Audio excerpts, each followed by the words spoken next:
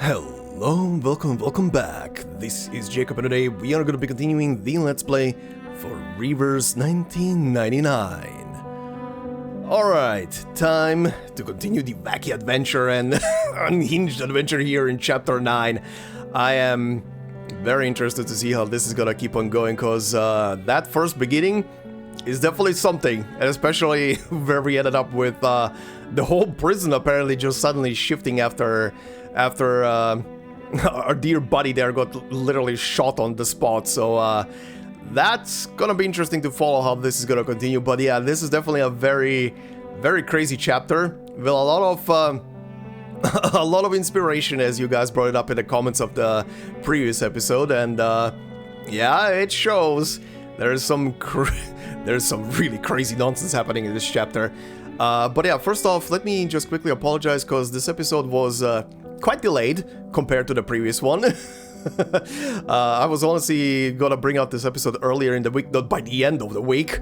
But at the beginning of the week, as I was editing one very long episode for Enfield, I had an idea for the section at the end of the video that I just simply call the lore section, and that turned into a whole meme, and that meme took like an extra day and a half to just edit. Look, I had a stupid idea, and I'm just happy that it worked out. And yes, it's very heavily inspired by a very small YouTube channel and guy from Australia called Morprez. That's all I'm gonna say to that. It took me a bit of work. Look, I had fun. That's all that's important. But on the other hand, I did have some extra time on my hands as well, so I did some homework. As I was already curious about some stuff, but you guys also brought it up in the comments. I did look up at two major things before today's episode. One is the Panopticon. I did find a very interesting video here on YouTube going about it, specifically about what was his full name again? Michel Fusson. I saw a guy pretty much doing a less than 10-minute video on Fusson and his past and writing style and the idea behind the Panopticon and everything, about the real prison that inspired the design of this one, which, by the way, for those of you who don't know, yes, that prison exists in reality, the design at least, and everything still exists. I think it's pretty much a ruin these days, but it existed. It definitely existed at some point.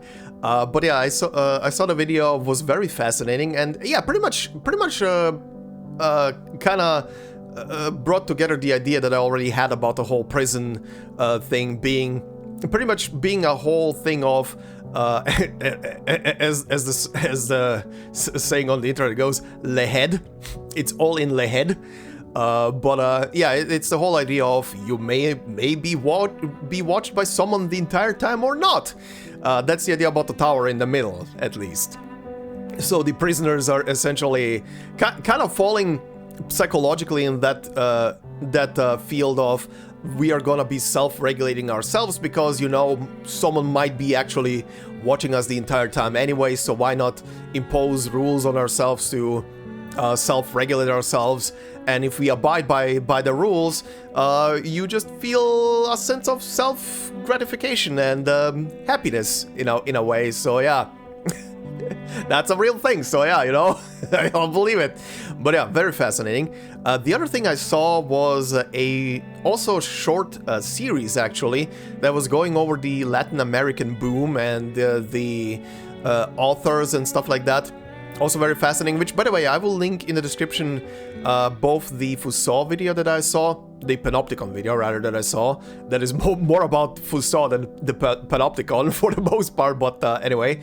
And I will also link the other video that I just mentioned about the Latin American boom. That second one is actually a series, but I'll probably just link the first episode, just for anybody who is interested, then you can find the rest from there. And hey, the algorithm might just recommend the rest of the series anyway to you then the moment you watch the first part. But yeah, very interesting stuff. What I will say though, my memory is, as I always say, very bad for remembering names. So while the Latin American boom is fascinating, the names are probably not gonna really stick in my head. But yeah, very, very educational. And like I said earlier, you guys brought up also some very fascinating things in the previous episode. And it was honestly very hard to find a comment for this episode. So on that note, on the previous episode, Hoxart said, very entertaining playthrough, thank you. You know what? Every time I read a sentence like that, it makes me a bit self-conscious, I'm not gonna lie. Anyway, sorry. As an Argentinian myself, I wanted to share that the book Recoleta the character is based on, in CN, her name is straight up the name of the book, that is very funny, is called Ficciones, I think that's how you say it, a collection of short fictional stories by Argentinian author Jorge Luis Borges. His writing style is best described like a confusing but alluring storm of world-building ideas rooted in philosophical commentary. What makes it feel less pretentious than it is the absolute genuine energy he brings to how he describes these crazy ideas and worlds he creates. Recoleta is a perfect example of this writing style. She's genuine but a little delulu. Kinda picked up on that. The three stories that heavily inspired the structure of the Panopticon are The Lottery of Babylon, The Library of Babel, and The Circular Ruins. By the way, you have no idea how much, upon reading these three titles of these three books, I had super strong flashbacks to Arcanists. You have no idea. These three book titles are describing some very impactful shit. And oh boy. Anyway, they're 7 pages or so each and fascinating little stories. Reading those stories 100% helped me and my friends get into the fever dream-esque vibe we needed to really enjoy Chapter 9. The character Aleph, which you haven't officially met yet, was inspired by a short story by Borges as well, El Aleph. Fun fact, Recoleta is a district within Buenos Aires, the capital of Argentina. Its signature spot is the Recoleta Cemetery, which looks like a tiny Gothic town made of marble graves, where a lot of famous poets and writers used to congregate and drink coffee. Yeah, that last thing, I did look it up because I had a feeling I saw images of this at some point, and yes, I definitely did. I think there's also a lot of games that are inspired, that have inspired cemeteries rather by that very specific cemetery, as in just to create like a very spooky and crazy atmosphere for them. But yeah, looks amazing. If I don't forget, I'm gonna put up a picture on the screen right now for people to see as well. The thing really looks like a tiny town almost, like a miniaturized town. It's very fascinating and very appropriate that the Recoleta is called after the cemetery. Very funny. In a way, it's very funny. Also, the 3 book titles you mentioned, if those 3 books are really like 7 pages or so each of them, considering how long I have to wait on some videos to render out, usually between an hour and 2, I will keep those 3 in mind and maybe in that free time read them. Unless after long sessions of editing my brain feels like mush. In that case, they will wait. But I will note them down. That sounds very interesting to give it a quick skim and a read. And yeah, the whole Recoleta thing makes sense. It really makes sense. Very funny that her name in Siena is actually just like the very same book she's inspired by. Very funny. But yeah, anyway, Hoxart, thank you very much for that very fascinating comment and the little extra notes in there as well. Thank you very much. Speaking of books, one of you also mentioned an interesting book that I will probably look into it at some point as well. But considering it's a bit of a longer book, I'm gonna probably find a video that summarizes it. Sorry. But yeah, one of you mentioned a book by the name of a Mexican novel, to be specific, by the name of Pedro Paramo, which is apparently a book that has also inspired this whole chapter very heavily. as in the book. Apparently, the book is about the same titular character that the book is titled after, who was a local lord for a town called Komala that he was terrorizing both in life and death. So very interesting. I'll keep that in mind. And I think that was the also same comment who mentioned that if I am a fan of the Remedy games, aka Alan Wake Control and stuff like that, that I will be noticing some similarities in this chapter in Foyer d'Horizon. When it comes to inspirations and stuff in there. I am a fan of the Remedy games. Sam Lake that hack. On that note, cannot wait for the new Control game that comes out later this year. And yes, I will be playing and I will be streaming it. Because I'm really looking forward to it. But anyway, let's continue. We stopped on node number 8. I think I read everything so far. I didn't skip anything, right? Yeah, okay. Good. Let's see. The Spider's Web. Open it, reread it. Witnessed firsthand the events that transpired within the desert. Alright. Sure.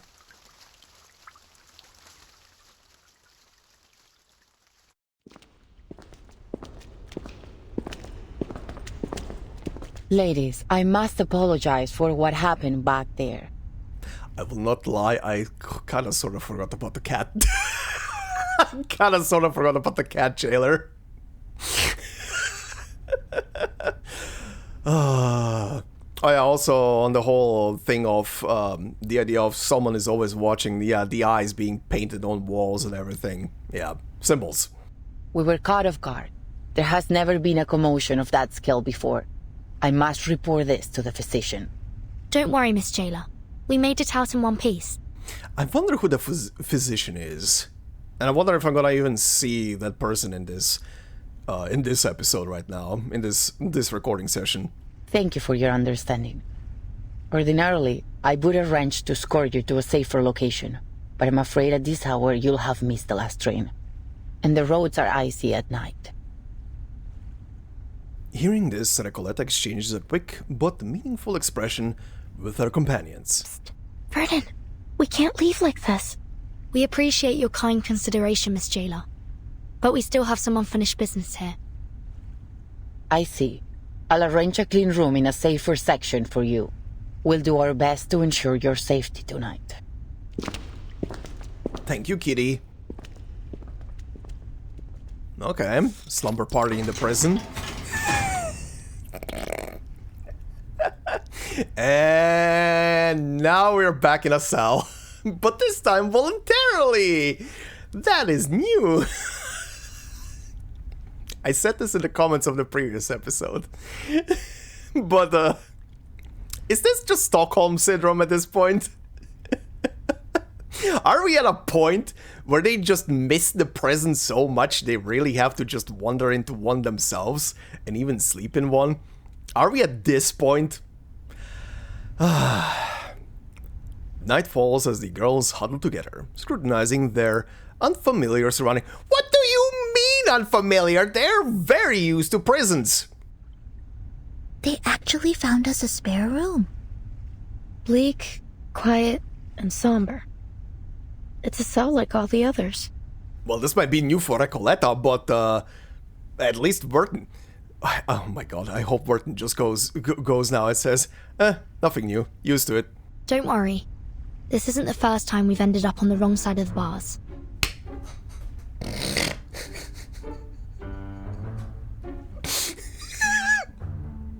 I'm gonna shut up.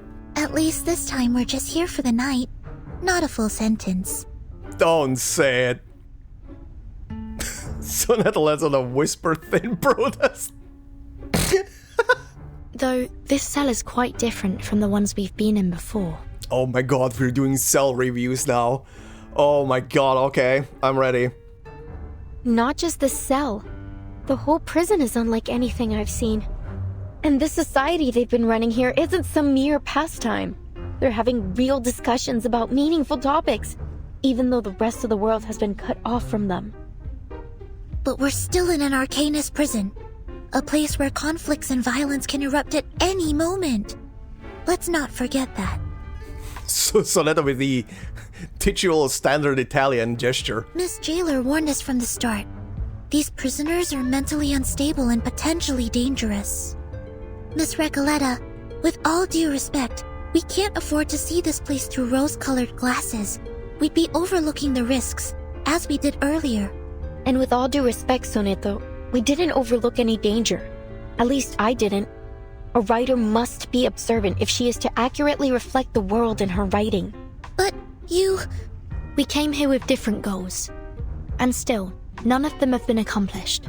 I suggest we focus on our respective missions, instead of fighting with one another. Apologies, Timekeeper. Miss Recoleta, I take back everything I said. Don't apologize, Sonetto. I'm at fault too. Sometimes I forget that words can be as sharp as swords. You were only thinking about our safety. I shouldn't have been so rude. And friends again. I actually really admire how you fought back there. If you'd allow me, I'd like to write a poem for you, once my novel's finished. Oh, she's embarrassed. That's terribly kind of you. But honestly, I think we've had enough poetry today to last a lifetime. You can say that again. Let me know if you change your mind. By the way, did either of you see what happened to the Idealist? Recalling their recent conflict, the indomitable girl finally hesitates. The jailer told me she went back to the gallery once everything calmed down. She found nothing. No blood, no shell cases, not even a trace of the Idealist. Oh, interesting. So he completely vanished? Interesting that there is no blood. Timekeeper, now's really not the time for ghost stories. Oh yeah, was she spooked by ghost stories? I can't remember. Also, I mean, the whole prison changed, like, its layout. At least in that cell it did, when he got shot. Like, to bring back what was literally in the story with Beryl, the whole human collective consciousness essentially changing our reality and being influenced by how a lot of people see their surroundings or visualize their surroundings. Maybe something similar happened there. Maybe this entire prison is literally just false and is being perceived as a prison purely because people think they're in a prison or some shit like that. Do you mean that maybe the Idealist somehow managed to get out of there on his own? That's also interesting. Or perhaps someone else helped him.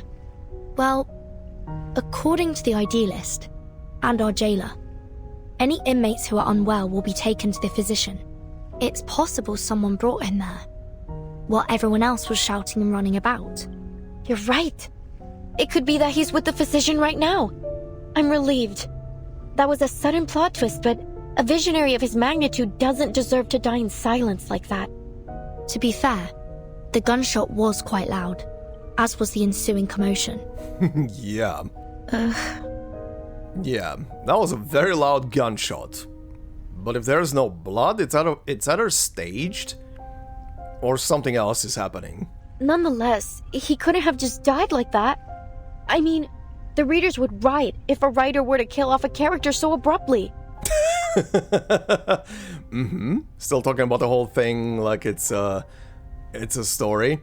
I mean, that would be an interesting plot twist if this whole prison thing, again, is just an illusion and it's a story that someone else is telling and you somehow just wandered into it. But you believe he's still alive too, am I right? She knows her words are merely a cover. She needs an answer, a real undeniable answer. There's nothing that we can be certain of for now.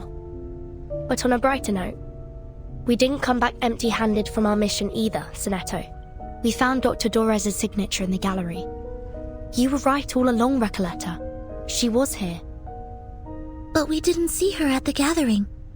Could something have happened to her, like with the Idealist? Do you think she was also sent to the physician and never made it back? Yeah, that is an interesting thing. Like, what happened to her? She is in a prison. Like, last time when I was going through the bits with her, Doris's whole thing just seemed to be like she was already in prison for a couple of days at least, if not longer. At least that's the feeling I was getting as the story was being conveyed. Like, she experienced quite a long time in here compared to the whole thing that she met, like, what, Recoleta in town 3 or 4 days prior to Vertin arriving, which makes no sense. This is all just speculation. If we want to find the Idealist, or Dr. Dorez, we need to speak to this physician first. Miss Recoleta, do you believe that the Idealist could be your pen pal, Aleph? I actually doubt that. Whether he is or not, he's still my best lead. That name touches a nerve once again. Amigas, I've had this strange feeling in my gut since we got here. Something is slowing us down. Yeah. Now, to figure out what it is... Also, just to finish my thought, I think Aleph is gonna be some... I mean, again, Aleph is the playable character, but I think he's gonna end up being someone completely different, just her pen pal. But I don't know what role he would play in this whole thing, outside of being just part of the whole thing that is happening here in the prison. The physician, on the other hand, I have a dumb feeling this is just gonna be a Manus guy. I mean, this is main story after all.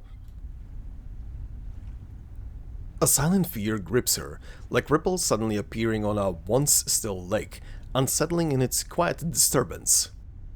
Look, it's a wild guess, but just wait till I finish. It feels like everything happening in this prison is somehow connected to my novel. El auge y la caída de la cordura. The rise and fall of sanity. Also very interesting music choice in the background right now, yeah? Aperon sends its regards. We're no strangers to wild guesses, and sometimes they're closer to the truth than you'd think. So this... the rise and fall of sanity. Sorry. What exactly is your story about? The question scatters the midnight gloom. Outside, moonlight spills over gray-white snow. Huh. Nunca pensé que te interesaría. I never thought that you'd be interested, huh? It starts... Sorry, it's been a while since I told it from the beginning. A few years ago, I worked as a forest ranger. It happened in a desert town called Amalfitano, in Sonora back in 1975. Two patient listeners watch the stammering girl, waiting for the next part of her story. You know what? Most people say the beginning's a bit hard to get into, except for Aleph. I'm thinking of rewriting it, but if you like the sound of it so far, maybe I could read you the latest part I just finished? She studies her readers' expressions, guessing madly at their responses. Please.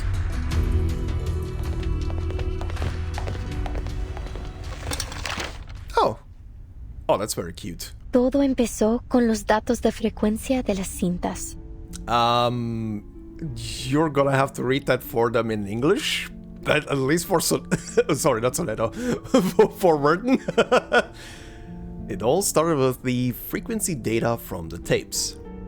El patrón general parecía haber cambiado. Al principio, la investigadora de paracausalidad lo atribuyó a un error estadístico.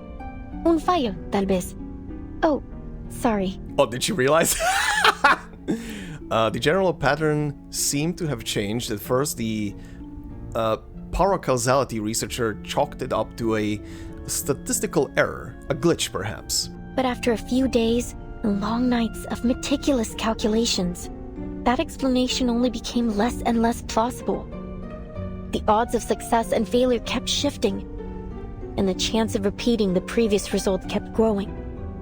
It was as if someone had tampered with the rules and tweaked it to their liking. She took her findings to Amalfitano, the town of nothing, as they called it then. Okay. Near the old looms, she met a blind weaver who spoke softly of an old tale. I heard a strange rustling at dawn, like a die rolling along a wooden floor. Then the morning light dimmed and died. That was the last time I saw the sun. My own hands were the threads I worked with. A weaver of threads, huh? A blind weaver. Well, I mean, that is kind of like a very tropey thing to use in Tales of Fate, right? But very interesting. The second time I heard the die roll, I was told the oxen in the field sank to their knees and never stood again. Also rolling a die. By the third roll, the fields were crawling with frogs. Plows ran over them, and some still writhed, squeezing themselves deeper into the cracks in the earth.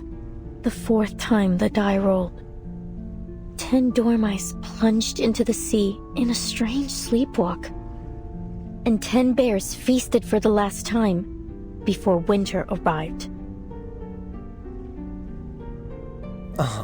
Okay. The final roll of the die was cast in a cage during a duel.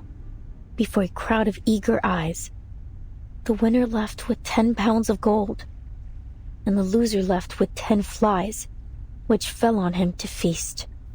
Jesus Christ, okay. Uh... Yeah.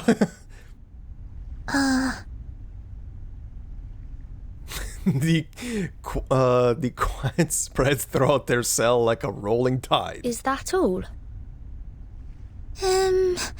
Seems like it. Well, there's more, but I haven't quite figured those parts out yet. Any thoughts? Anything. I can take it. Please, I really need some feedback. I wonder if the protagonist ever finds this Die of Babylon in the end. Yeah. Oh, Vertin, it isn't a real die, it's just a metaphor. Rifondatio? Oh, I see. I must have missed that. Sorry.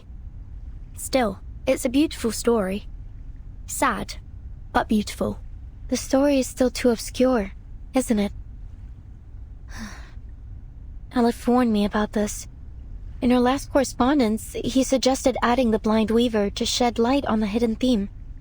It helped at first, but even with a sage advice, no matter how hard I tried, the plot just didn't seem to move forward.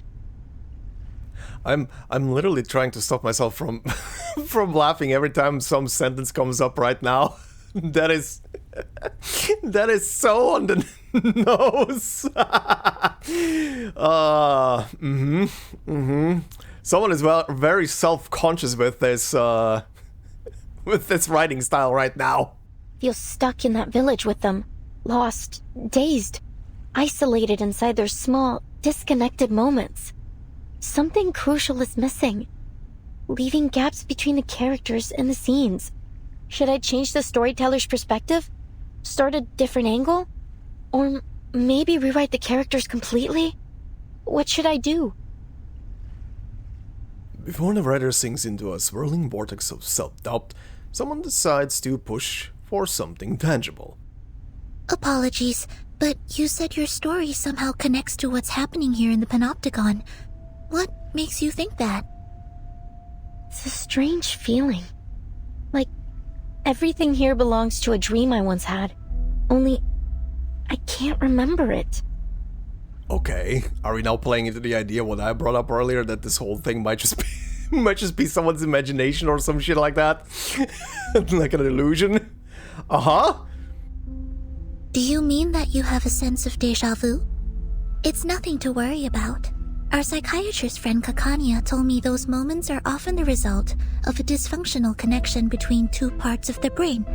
Like a little glitch in our heads. Thank you. Also Kakania mentioned. No, it's nothing like déjà vu.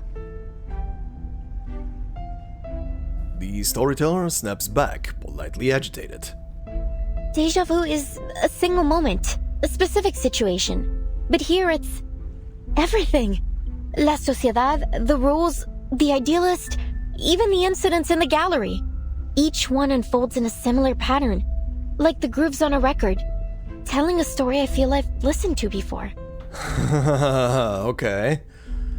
The better question then is if this whole thing really is just some kind of illusion that stemmed from someone recreating something that she came up with at some point. What would... Or rather, sorry, not what. Why would she not remember it then?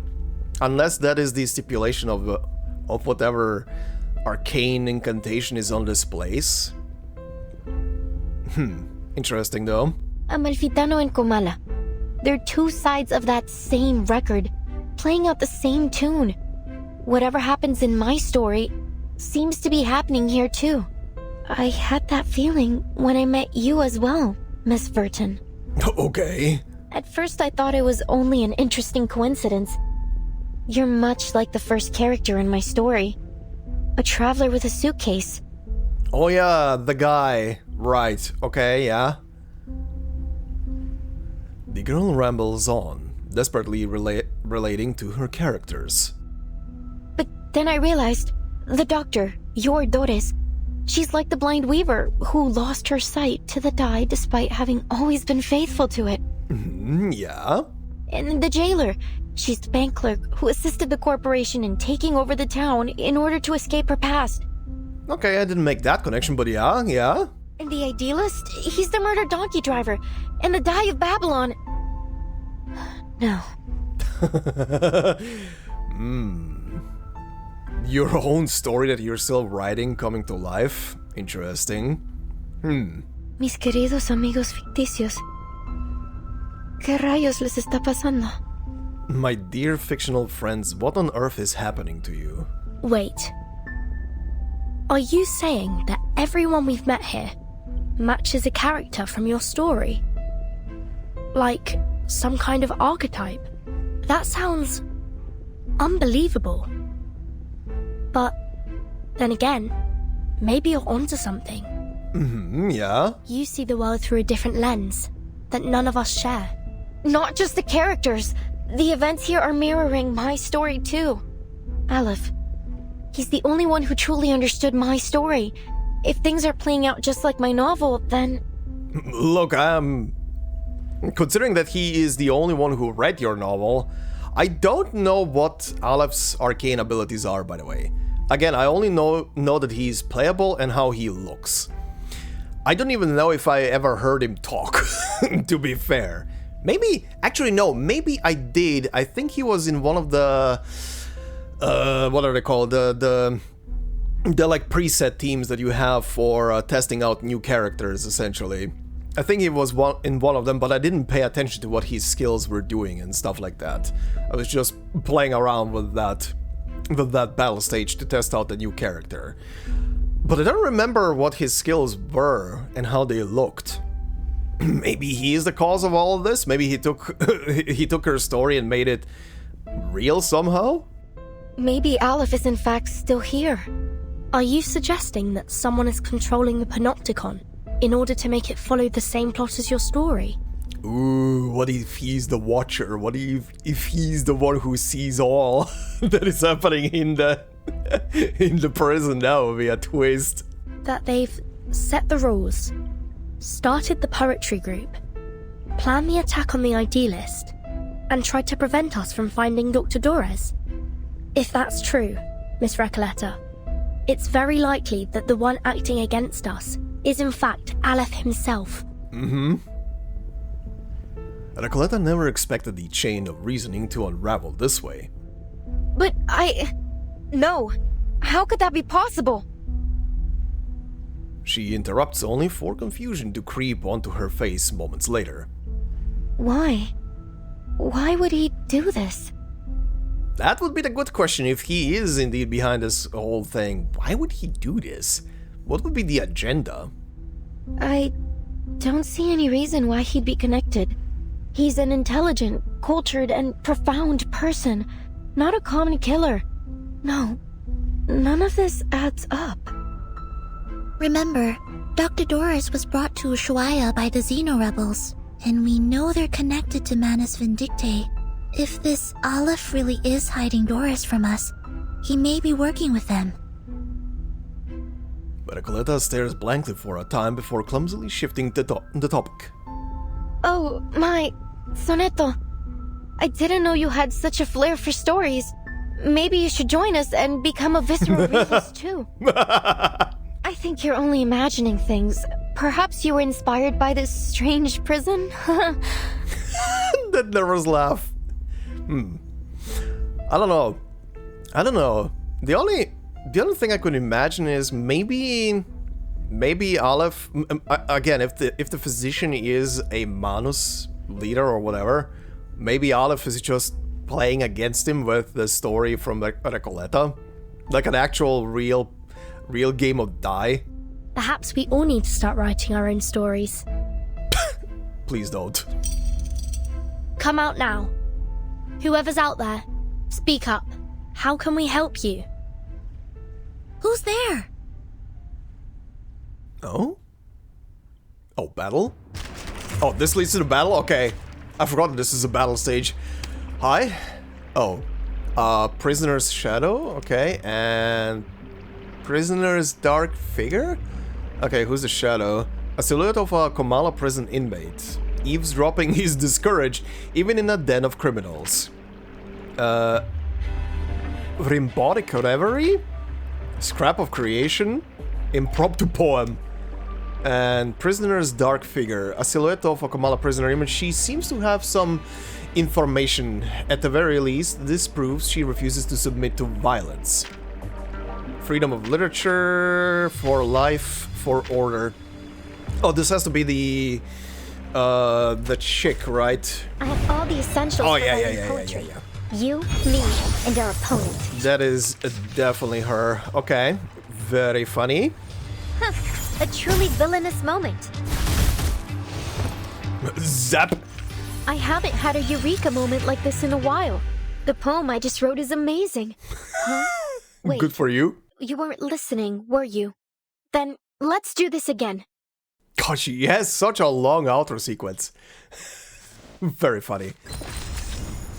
Oh, that's... Oh, okay. That's where it ended. Hold on, you have more shit here. Don't just skip ahead. Typewriter Records Part 12. They cover their eyes. They descend into madness. When they speak of Manus Vindictae, their tone is always light, often laced with jokes. Colorful descriptions like a greasy-headed musician smearing tiles like a drunk Edward Goya. Alright, frequently crop up in their poetry. Even though I have never seen such a scene myself, I can still grasp their attitude toward Manus Vindictae. It was an oppression surpassing even their past sufferings. Yet subconsciously, they ignored this similarity, perhaps out of denial or perhaps because this prison had already taught them to obey, also subconsciously. Yeah, exactly, that's literally literally the whole thing behind a panopticon. It's pretty much a subconscious thought of, yeah, we're being watched. But as far as I know, Manus Vindictae did bring their terror here.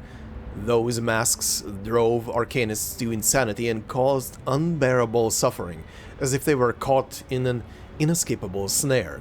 After prolonged torment, they lost the ability to utter even a single phrase of their own language, reduced to slaves of this underground faction, left with only a singular thought, their souls having left the empty husk of their former selves. And as for humans, it seems they were driven to death en masse.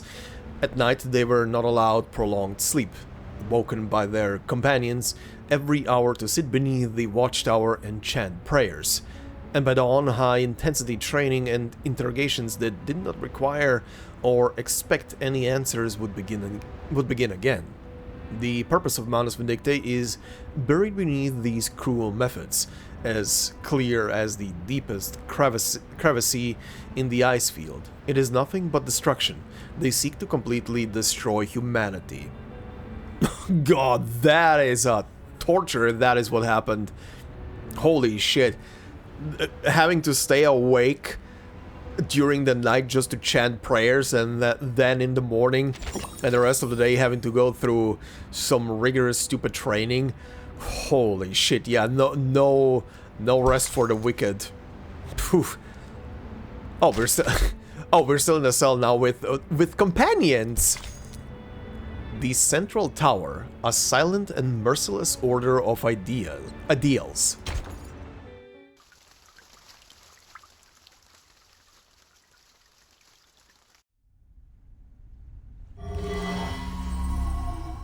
Oh?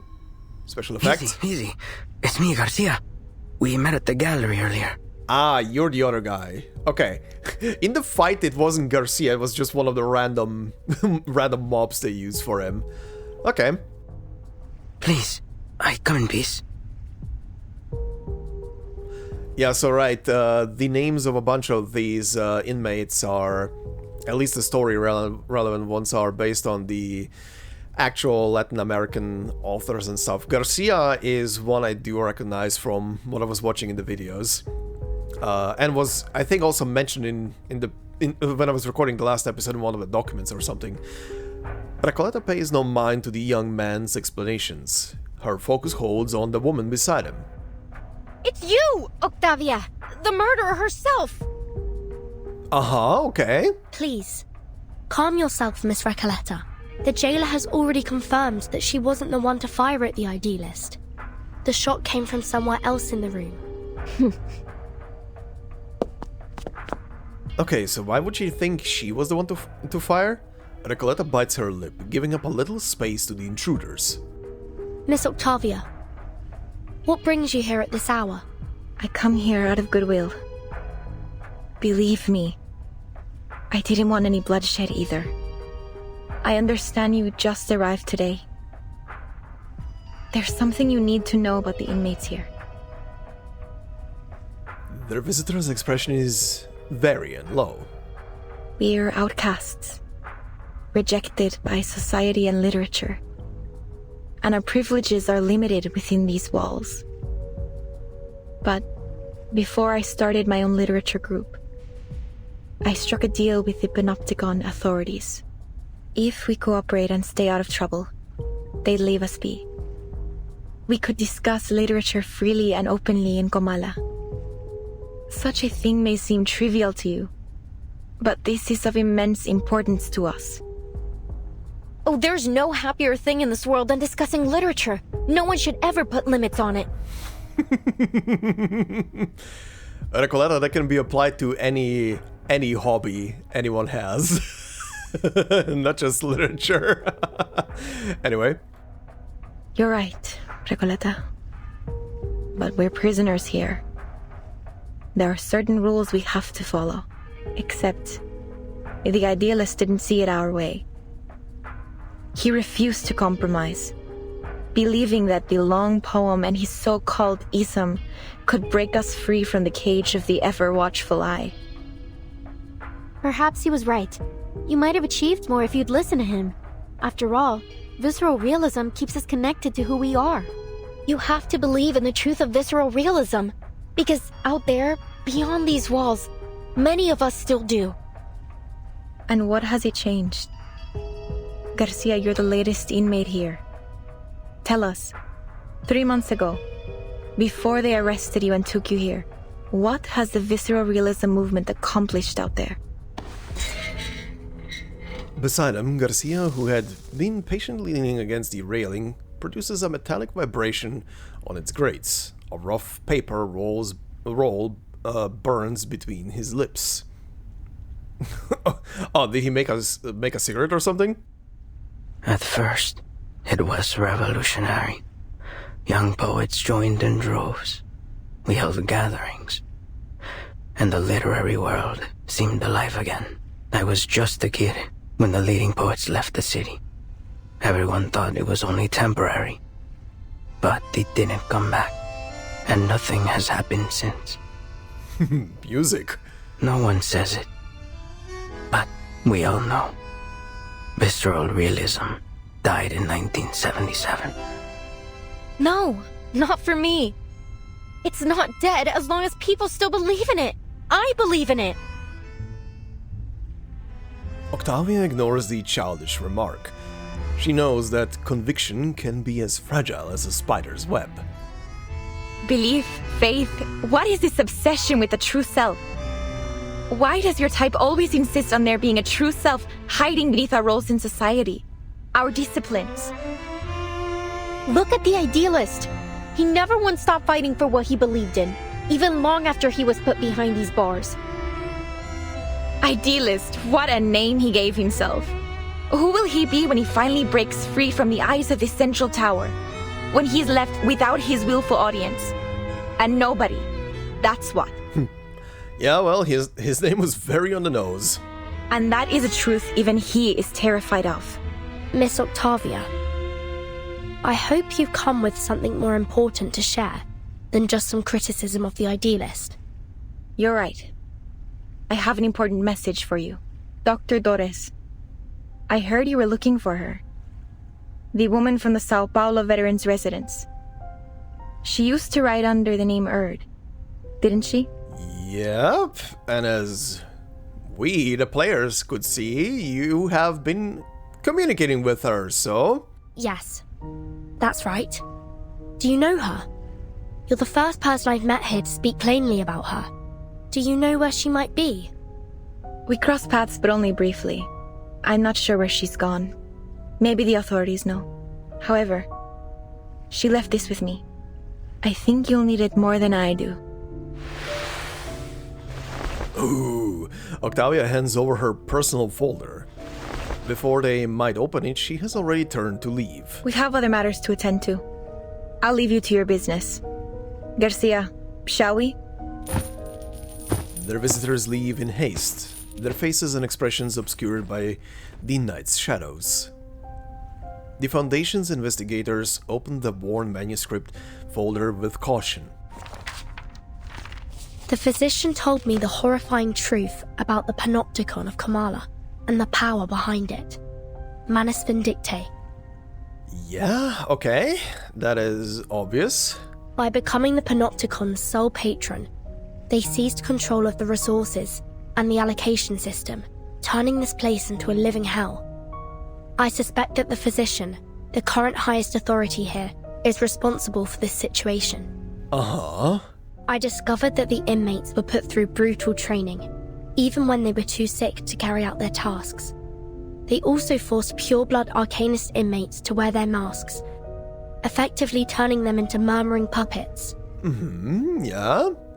Funny, this was literally in the thing that I was literally just reading a moment ago. Just as we suspected. Manus Vindictae is orchestrating everything.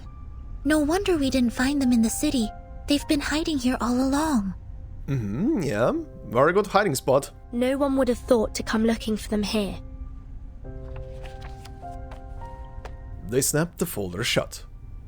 A familiar signature is seen on the forward page of Utu magazine, and the receipt found in Sao Paulo heartfelt home. But why would Miss Octavia bring this to us?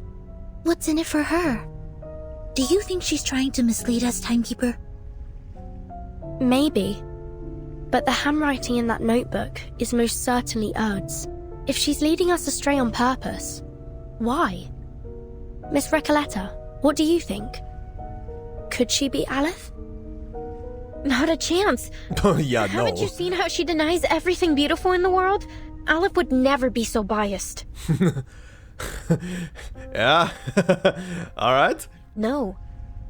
Aleph is like a mirror. He reflects both light and shadow. But Octavia, maybe she hasn't looked at the shadow within for a long time. I know that look on her face. It's the look of a writer. I've seen so many like her during my trip. The faces of a lost, struggling generation. Uh-huh. No? Where are we now? Outside? Under the night sky, Kamala prison stands like a forgotten gravestone covered by fine cold snow. What's happening now? Okay, we're going back in. The main hall. In a room repurposed from A prison cell, 3 girls in search of someone share an absurd, bizarre tale. Meanwhile, at the entrance of the central watchtower, a jaguar knocks on a secure door.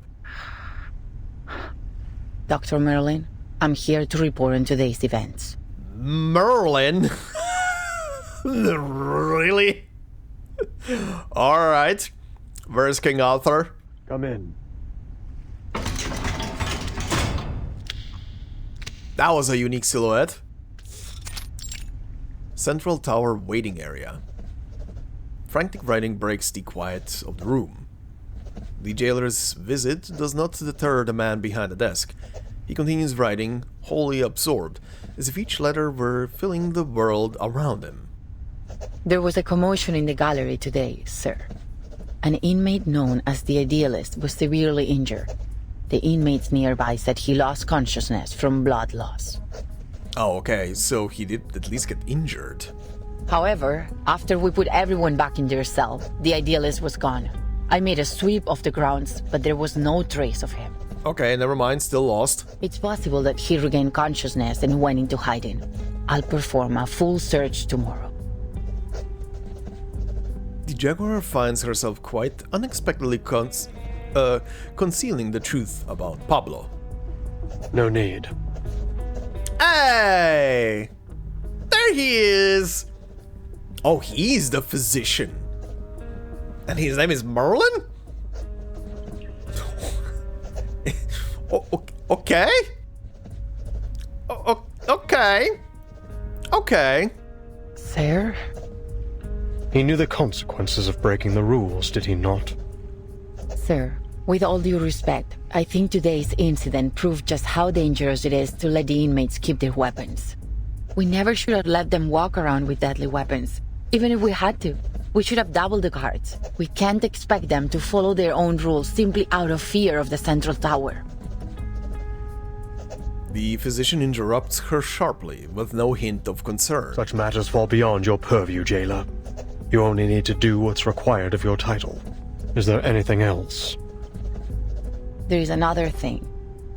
2 guests from the Foundation came through today. They said they were looking for someone named Doris.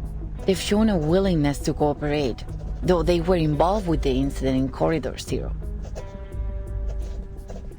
The sound of writing continues. Her report is disregarded. The jailer takes a deep breath. The next part is difficult to say. Sir, there is one more thing. I told Miss Octavia we're short on rations, and she's adjusted the inmates' portions accordingly, but that won't last long. Manus Vindicti stopped providing supplies back in March, and Sino has collected all the prisoners they had previously placed in her custody. I just wonder why they have so suddenly withdrawn from Ushuaia and brought all the prisoners with them. Okay, that explains why some prisoners disappeared after they got to the physician, I'm guessing? I also noticed that we haven't received any orders from the government since Warden Tartuffe was transferred. In fact, we haven't had any communication with them at all. Interesting. Sir, in frank terms, we're facing down a serious shortage of medicine, food, and basic supplies. At this rate, the Panopticon will soon be unable to operate. Where will our inmates go then? The man before her says nothing for a long time, his pen still flickering over the page. Can we ask the Foundation for help? They've sent their people here. Maybe they're interested in the Panopticon? I could arrange a meeting if you like. You're unusually talkative today. The man finally stops writing and looks up. Pardon, sir? That's fascinating, you know. You've become so much more concerned about this place and its inmates than when you first started. You are now dictated by your title. He looks fascinating. I know back then when he was releasing, I was kinda on the edge of either pulling for him or not purely on the design, but I don't think I had enough resources for him back then, and I think I already pulled for Recoleta at that point, so I didn't want to waste resources on him, at least back then. Interesting. I didn't mean to overstep. I'm sorry. You can go now. I have a great deal of work to do. Oh, and one more thing. He beckons the jailer back before she leaves. Make sure this month's Kamala Congress is held according to schedule. Kamala Congress? Ooh. Ooh, ooh, ooh, why is that glitching? Oh, that is specifically glitching on Kamala Congress. What? Oh, that's weird. Uh-huh. Yes, sir. That was weird. What was that? The Jaguar disappears beyond the door, metallic footsteps fading into the distance. Only then does the physician allow his suppressed frustration to surface. How many times have I warned you about this? The idealist has to go. He's nothing but trouble for us. You're too soft on him, Aleph. Look at the mess he has us in now.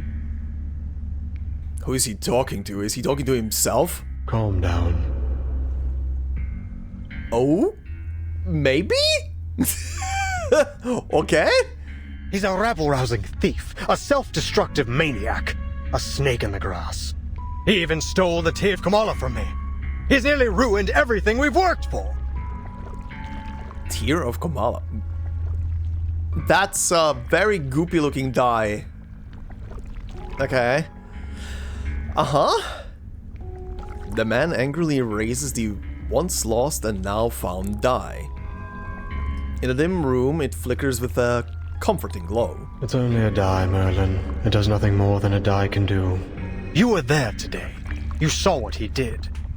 He managed to change the panopticon with this die, even if only for a second.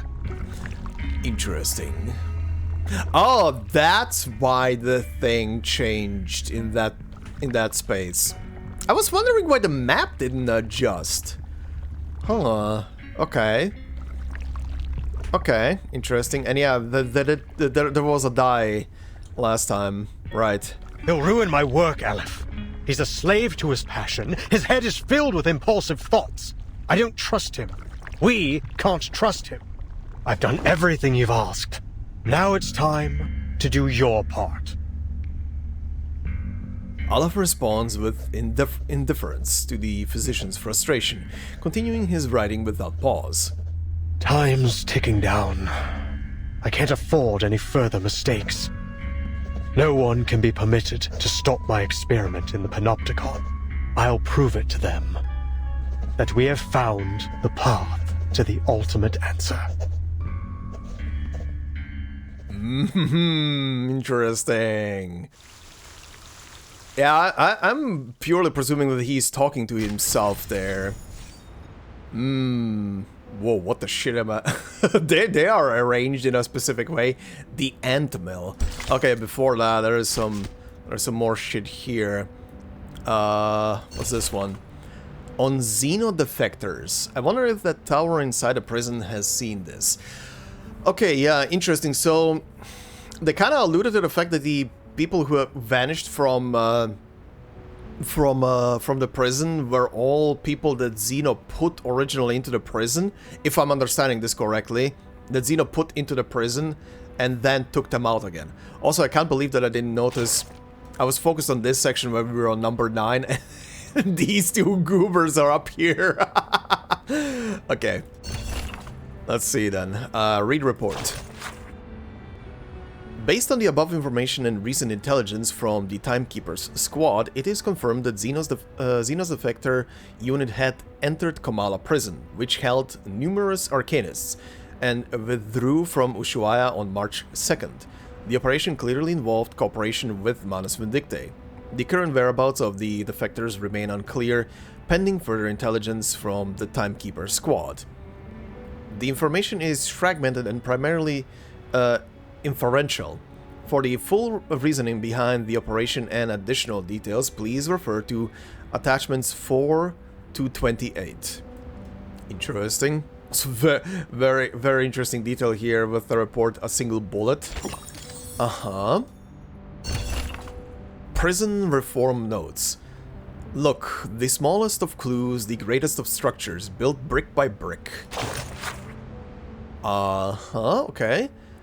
Let's see. During the Third Kamala Congress, Redacted's daily dose of diazepam was reduced from 2 3/4 tablets to none, replaced with 2 classified poetry collections, A 1675 and 60 chlorpromazine tablets, to be taken 1.5 per day. Number 1. 2 days, 11 hours, 8 minutes, and 4 seconds later, an 8mm crack appeared on the bar of his cell, which is on the 2nd floor near the 3rd staircase, and is the 8th cell from the left. He scraped off a 4x3mm fragment from the 32nd tile. Okay. Number 2. Mentions of the other me increased from 3 times in 48 hours to 25 times in 48 hours. The other me, huh? Okay. Number 3. 4 days, 3 hours, 7 minutes, and 8 seconds later, he transitioned from merely collecting manuscript paper to collecting manuscript paper and mirror fragments. Within the next 24 hours, he collected 11 mirrors, which totaled 103 shards. Okay. During the 6th Kamala Congress, Redacted's supply of fluoxetine and valproate was completely discontinued, replaced with 4 classified L6759 literary selections and 4 rolls of 400 centimeter bandages. Okay. Is this about the same? No, this name is longer. This name is longer. Okay. Number 1. Average 32 bangs against bars and walls per hour. The bandages were all used up within 4 days, 14 hours, 20 minutes, and 9 seconds, with 89.3 centimeter lost in the water due to excessive ripping. Number 2 wrote 15 pages of poetry over 10 days, 6 hours, 8 minutes, and 3 seconds, tore up 14 of those pages, and swallowed the remaining one. Okay, this is interesting. Very interesting, that first guy going down some weird route of what's the word I'm looking for? Of calling out to some, or mentioning some other version of himself. And then we have this guy here, Merlin, talking to something that might be just another version of himself. Interesting. That this whole thing just brings me more and more to the idea that this whole prison is just a full-on illusion because of something. Okay. Do we have anything right now that's hiding around here? Yes? No? Maybe? I'm getting paranoid. Now I'm getting paranoid. Okay, the ant mill. The truth is, no one can truly bend fate.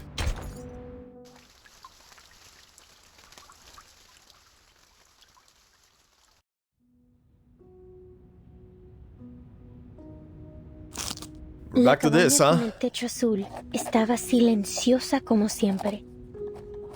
En un sueño fugaz, la investigadora de paracausalidad descubrió la verdad detrás del dado de Babilonia. Examinó cuidadosamente los patrones ocultos, como un astuto astrólogo rastrea los movimientos de las estrellas. Lo que pueda parecer errores o accidentes no niega las verdades del destino. Por el contrario, afirman su existencia. Solo pregúntale al gran Heráclito. En un universo no observado, el dado de Babilonia gira perpetuamente, dictando el destino de todos en un tiempo que es tanto infinitamente largo como infinitamente corto. Mira, cerró los ojos. Respetaba la aleatoriedad de los números y el destino. Respetaba el juicio del dado. De lo contrario, se habría perdido sumisamente en los huecos del tiempo y bajaría para siempre como un fantasma en el olvido.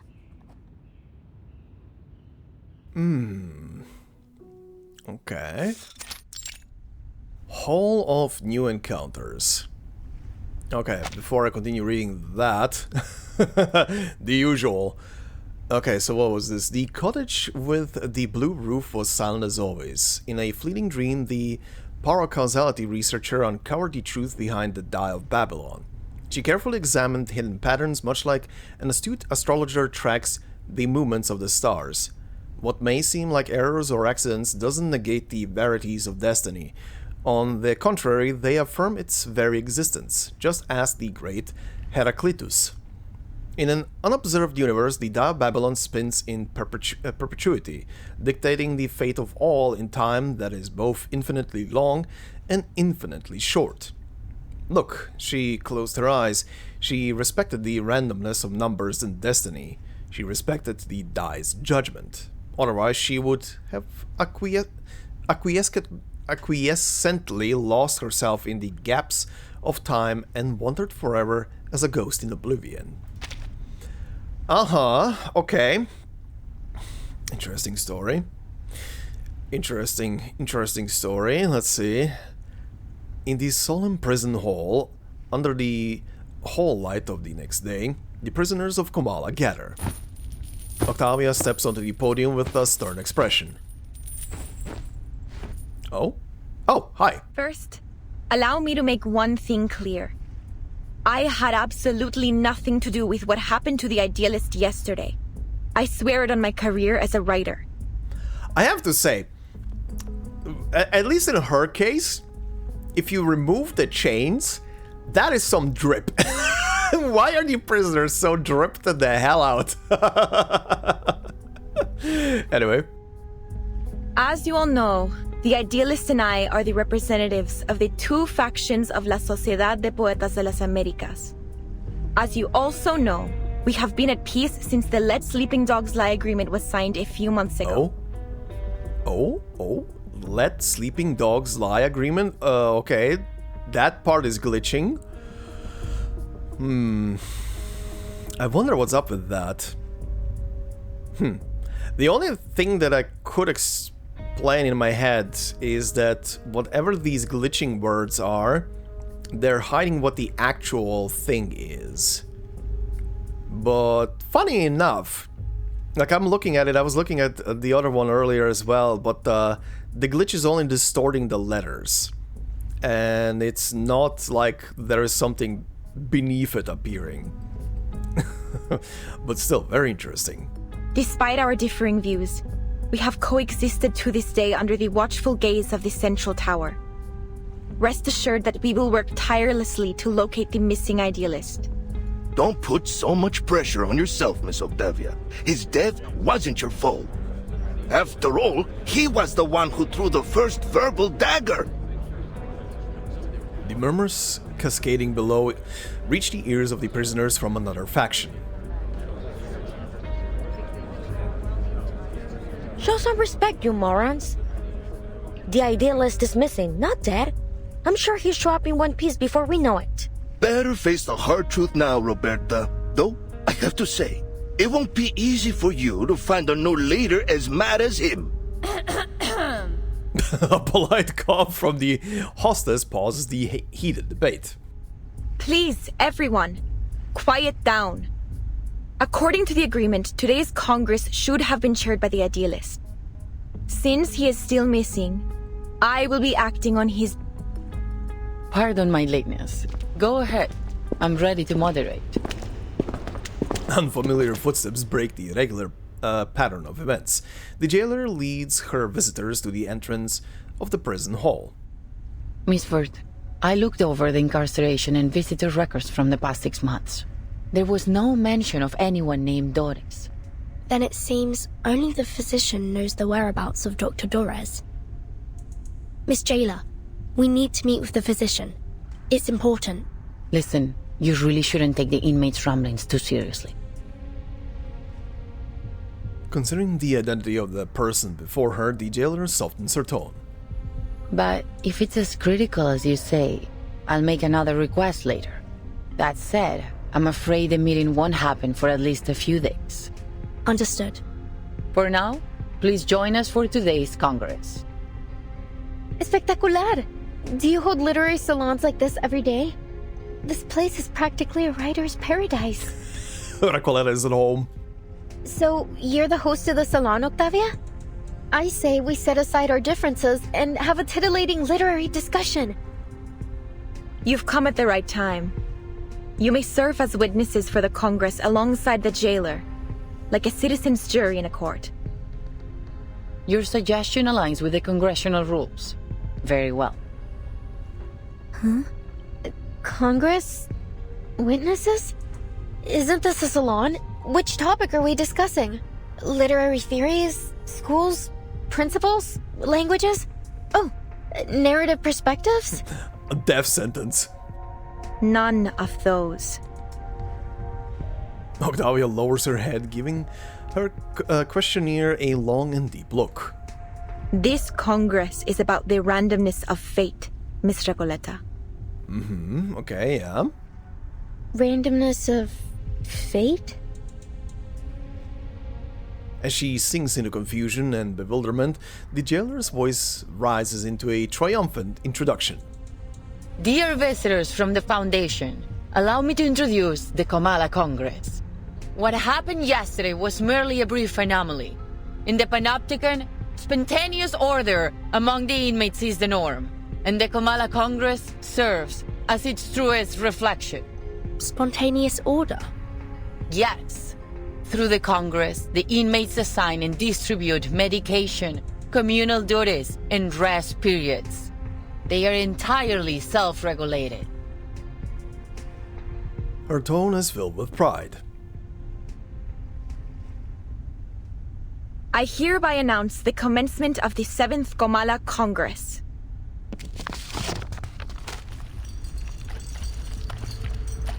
Cube and a D20, okay. As her words fall, Octavia takes out a worn lottery box and a small trinket from her hand. The prisoners move in perfect order like a swarm of ants. Oh, so what is this music right now? A cardboard box and... is that a paper die? It has 20 sides. Yes, we call that a D20. Huh? We carefully examine hidden patterns, much like an astute astrologer tracks the movements of the stars. Isn't this... Oh, the Die of Babylon. From somewhere in the audience, the girl unconsciously mumbles a revelation. Isn't this just like the Die of Babylon? The MacGuffin that weaves through the entire plot? The infinite symbiote of fate? And the symbol that compresses time into a shriveled circle? Uh-huh. What may seem like errors or accidents doesn't negate the verities of destiny. On the contrary, they affirm its very existence. Just ask the great Heraclito. In an unobserved universe, the die spins in perpetuity.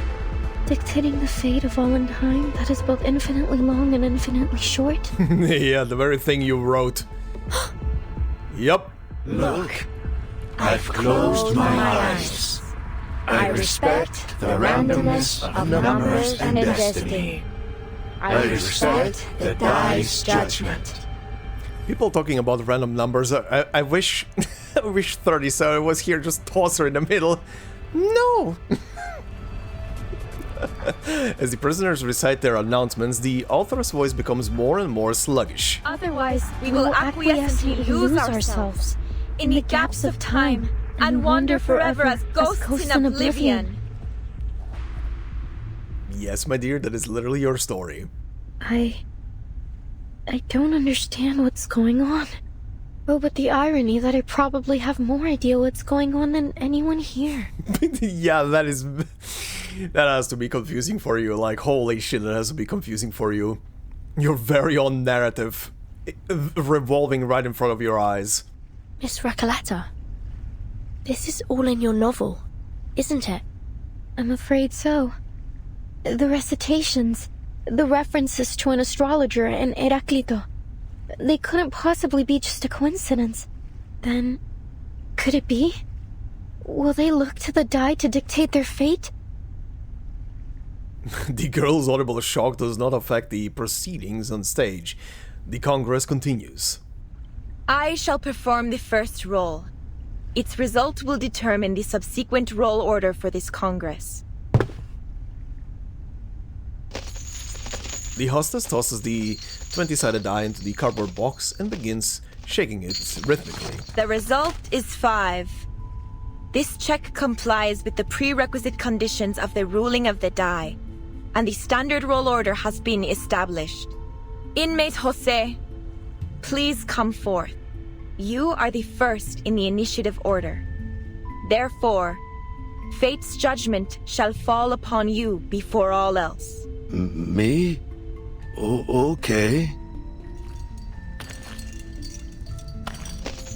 I like this, despite the fact that he's supposed to be number 5 or something, or pulled by 5, he is inmate number 3. Oh, auto-scrolling? We're back to auto-scrolling. The prisoner steps forward, taking the fragile box in his hands, shaking it to roll the die of absurd fate inside. The die stops, and just like that, a simple number decides his fate. Also, I love that for the still image, that the number rolled on the top is 20. Crit! 17! It's 17! Ah, what a wonderful number! 17! Like an oasis in an endless desert. Okay. The result is 17, and the score combination 6 + 4 + 4 + 3. According to the ruling of the die, he shall receive 60 risperidone tablets, 40 clozapine tablets, and 40 diazepam tablets. Additionally, he will assume the role of cultural manager of the Comala Congress. Okay. Seems he rolled very good. Before he takes office, inmate Jose must clean the first restroom for the next 7 days. Wonderful! I'll gladly clean the toilet. I've got the brooms here, the toilet detergent, and the toilet brush too. I have been waiting for this opportunity. As cultural manager, I will speak with every inmate and complete the Comala memoir, finally capturing the moments when literary sparks ignite and explode. The volume is getting a lower and lower. Is he walking away? Next is inmate Eduardo. Please come forth.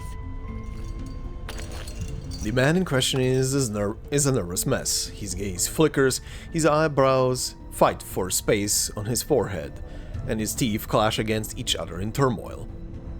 But I can't remember the ruling of the die. I can't remember anything. Damn it. Sorry, Senora Octavia, but I don't think I can do this. I didn't get any medication in the last Congress. I've had multiple episodes. It's like my brain's jammed or something. It's all right, inmate Eduardo. It's easy. You don't need to know the rules to roll the die. Give me your hand, I'll help you. The prisoner follows suit, hands trembling as he shakes the box, the only thing he can do. My sincerest apologies, inmate Eduardo. The die dictates that you must voluntarily descend into the sewers and write the thematic keyword that currently causes you the most anxiety on the walls. Oh god! A nat 1? Yikes! I thank you very much, Miss Octavia. I think my head's about to split in half. I need a moment to rest before I head down there and fulfill my destiny. Yikes, my man. Clutching his head, the prisoner leaves. His steps heavy, his hands empty, but his brow finally falling at ease. Jailer, are you really letting them make every decision with the roll of a die? Eduardo is clearly in a much more dire condition than Jose. The medication should have been given to him. As I said, this is how the inmates of the Panopticon maintain order. The physician periodically provides medication, food, and other necessities, and the inmates distribute them in this spontaneous and efficient manner. Neither authority nor violence is involved in this process. This is what sets Kamala apart from all other custodial facilities. God, yeah. I mean, sure, it works, but holy shit, someone with terrible luck, like this guy just now, wow. Wow. Holy moly. Is that it? You abdicate all agency to the role of a paper die and call it the randomness of fate? What kind of sick joke is this? Please calm down, Recoleta. This is the method that the inmates have collectively decided to recognize. They're prepared to face the possible sacrifices that it brings. This isn't about you or me. It's not our place to interfere with a procedure that has been proven both pragmatic and effective. My duty is to assist the inmates in maintaining order through the methods that they have established. And yours is to witness their self-governance, not judge it. The jailer takes a deep breath, her words clearly meant to convince herself as much as anyone listening. If everything somehow unfolds as it does in my novel, then every role is already predetermined. Vertin, do you remember the story I told you last night? The odds of both success and failure were consecutively multiplied. I remember. As soon as a character experiences a failure, they continue to suffer failures in an endless chain reaction. The poor guy! None of Eduardo's future dice rolls will ever result in a number higher than 10. At this rate, this system, this sociedad, ruled by the dice of Babylon, is bound to collapse. She looks around, realizing that her words, weighty as they seem to her, have garnered no attention. Eduardo will never receive any medication. The moment he writes the keyword on the wall could very well be the moment he spells out his own death. No, I can't let this happen. I have to do something. Recoleta rushes to the stage. Wait, Miss Recoleta, what are you doing? Well, considering this is technically kinda her own story, that is happening in real life and real time right now. I wonder if she can do something to change it then. Very interesting. Okay. Yeah, this is very interesting. What do we have? Treatments. Entry 303. The transformation of quantity into quality is the greatest realization of the method of exhaustion. December 1st, numbers 704 to 733. Each person is uniformly allocated one dose of chlorpromazine and one dose of thalidomide. Okay. December 3rd, I have no idea, by the way, what these medications are supposed to be. December 3rd, numbers 704 to 710, 712 to 730, 732 to 733.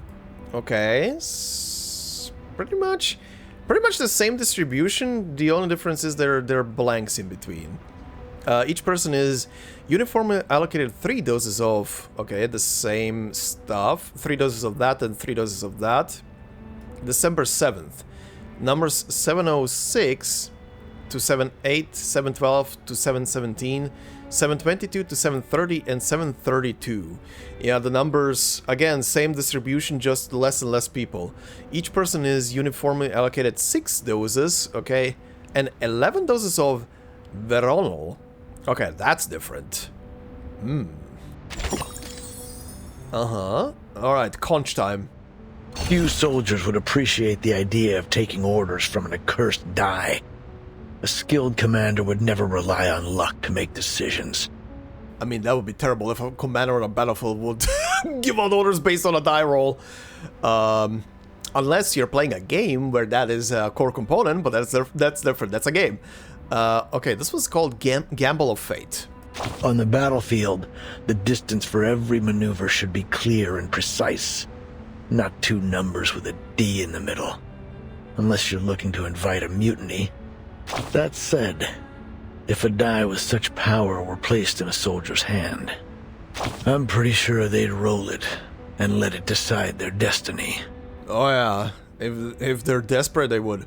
Luck won't always be on your side. Exactly.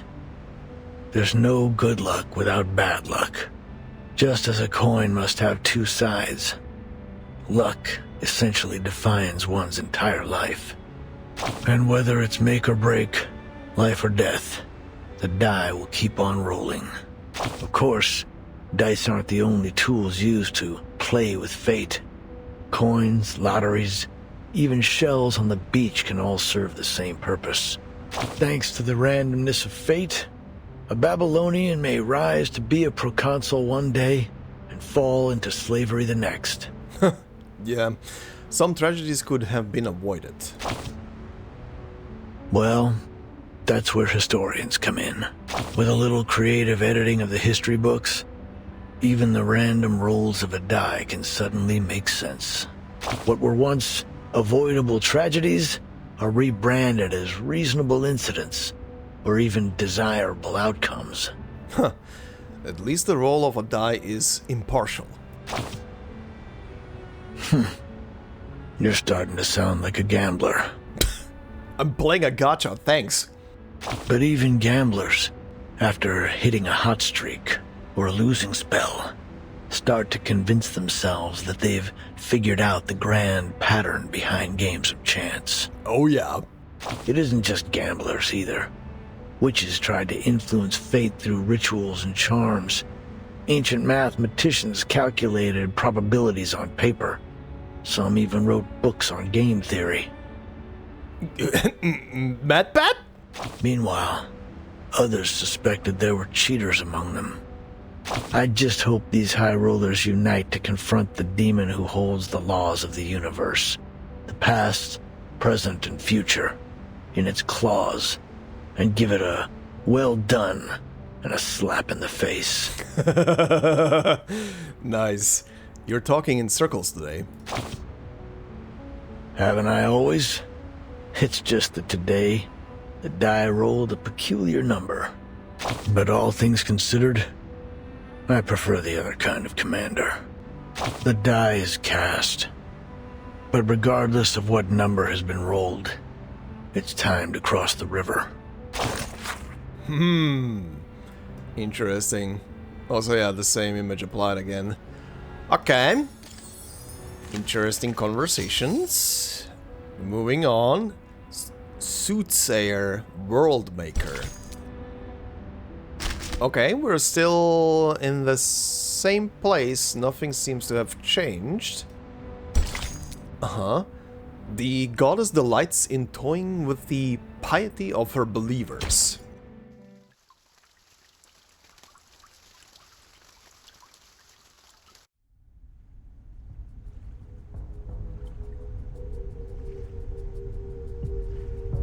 On the stage, Octavian remains the picture of serenity as she orchestrates the Congress. Miss Recoleta, as a witness to the Congress, you have the right to express your doubts calmly. Listen, you... She recalls the complaints of her two former companions, the jailer's dismissals, and the confused expressions of every editor she has ever faced. If she were to lay out every detail of her novel here and now, she would only get the same response. No, it's nothing. It's just that I'd like to participate in the dice rolling ceremony. May I? Of course. The very fact that you're standing here in the Panopticon proves that you share a common fate with it. Recoleta surveys the prisoners waiting to cast their die. Their expressions are serene, untroubled, calmly awaiting their fate. The joys and misfortunes of those before them do not affect the long, winding queue in the slightest. She takes a deep breath. It doesn't matter when I roll the die, since the rolls are simply a reflection of the randomness of fate, right? I don't know why I started reading that. Anyway. Precisely. Then I'd like to perform my role after the 27th inmate. Is that alright? As you wish, After Ms. the Recoleta. 27th, okay. Very interesting choice. Oh, Battle. Okay. Okay. Uh-huh. Oh, we're falling back to a very specific set. Oh, I see fixed characters in the whole thing. Chest? Uh-huh. A chest filled with supplies. Immune to all substats. All damage taken is set to 1. Okay, I guess. I mean, I don't feel like changing it right now, so let's just go. There are many routes to travel, but only one destination. Uh-huh. A small game that examines your luck. Roll a dice every round. Different numbers cause different effects. Okay, deal 1 damage to a random enemy, triggers 2 times. Okay, so that's what the number 4 does, huh? I don't believe it's necessary to to do any do any channels here. I don't think this is gonna be attacking me. So let's just go with straight up. That's the wrong one. Go back. Let's just go with straight up attacks. 2, nothing happens. Okay. 3, nothing happens. Okay. I don't know if I'm getting lucky or what the shit is happening, but I'm fine with that. 5. Deal 1 damage to a random enemy, triggers 4 times. Okay, I guess that already went out of the window there. Sure. 3, nothing happens. Sure. You know what? Enter the gate and see the light. let's end this. Why not? One for the sake of the many. This should go through as multiple hits, right? One shatter can now remain. Yep. Okay.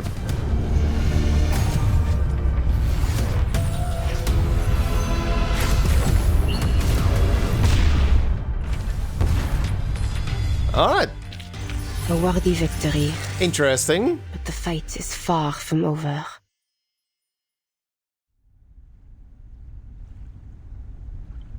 It seems fate favors you, Miss Recoleta. Here are your supplies. Please be sure to follow the distribution rules of the Congress. This is an essential structure of Comala, and a belief shared by all its inmates. Honor it. Oh, did she, now that I think about it, did she actually go after a certain person because she knew that the next person in line would be getting a winning number, so she got medicine? I'm presuming she's doing this so she can distribute it, or maybe she's gonna bring this to the guy who keeps on losing.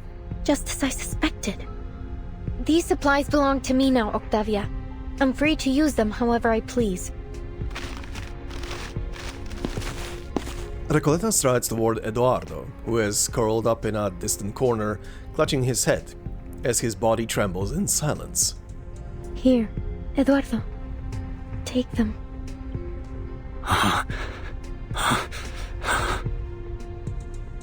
But I haven't fulfilled my destiny yet. These precious tablets and capsules, I can't accept them. They are gifts from fate. The die has placed them in your palm. But I don't need them. You do. Thank you, kind señorita. The prisoner's trembling stops. He blankly pinches his arm, as if trying to distinguish reality from dream. Then, all at once, he snatches the medication from her hands and shoves it into his mouth. Eduardo, what's wrong? Are you taking the medicine right now? Don't take all the pills at once! There's no need to rush. There's plenty of it. You can have it all. Por Dios, Eduardo! How could you squander fate's gifts like this? Kind señorita, please, give me the medication. I need it more than anyone else. No, I'm the one who needs the most. Give me the medication. Oh. Oh, I didn't even think about that. Yeah, now, because up until now, they were just content with whatever they were getting from the cast of the die, and they all selfishly, well, not intentionally probably, but selfishly kept all of the stuff, if they want anything, to themselves. So, yeah, now that someone broke the chain and then is giving that to someone else, everybody's gonna be frantic about getting the free stuff. With the protection of these amulets, I might finally be able to get a peaceful night's sleep. No more trembling floors and wailing ghosts. The prisoners shove and struggle, countless hands reaching toward the helpless rider, trying to snatch the small round pills of salvation. Enough! Enough! A blue glow spreads through the room, forcing the prisoners to clutch their heads and fall down to their knees. The riot comes to an abrupt halt. You shouldn't have done that, Miss Recoleta. Your ignorant generosity could shatter the very basis of our survival. She steps toward Eduardo, now writhing in pain, and picks up a few stray capsules scattered at his feet. Oh? The pills dissolve into a stream of voided sand, vanishing as it pours through her fingers. What the shit was that? We have never had such chaos at the Congress. Understand this. We rely only on the randomness of fate to distribute supplies and assign responsibilities. If you disrupt the status quo, the entire system of the Panopticon will collapse beyond repair.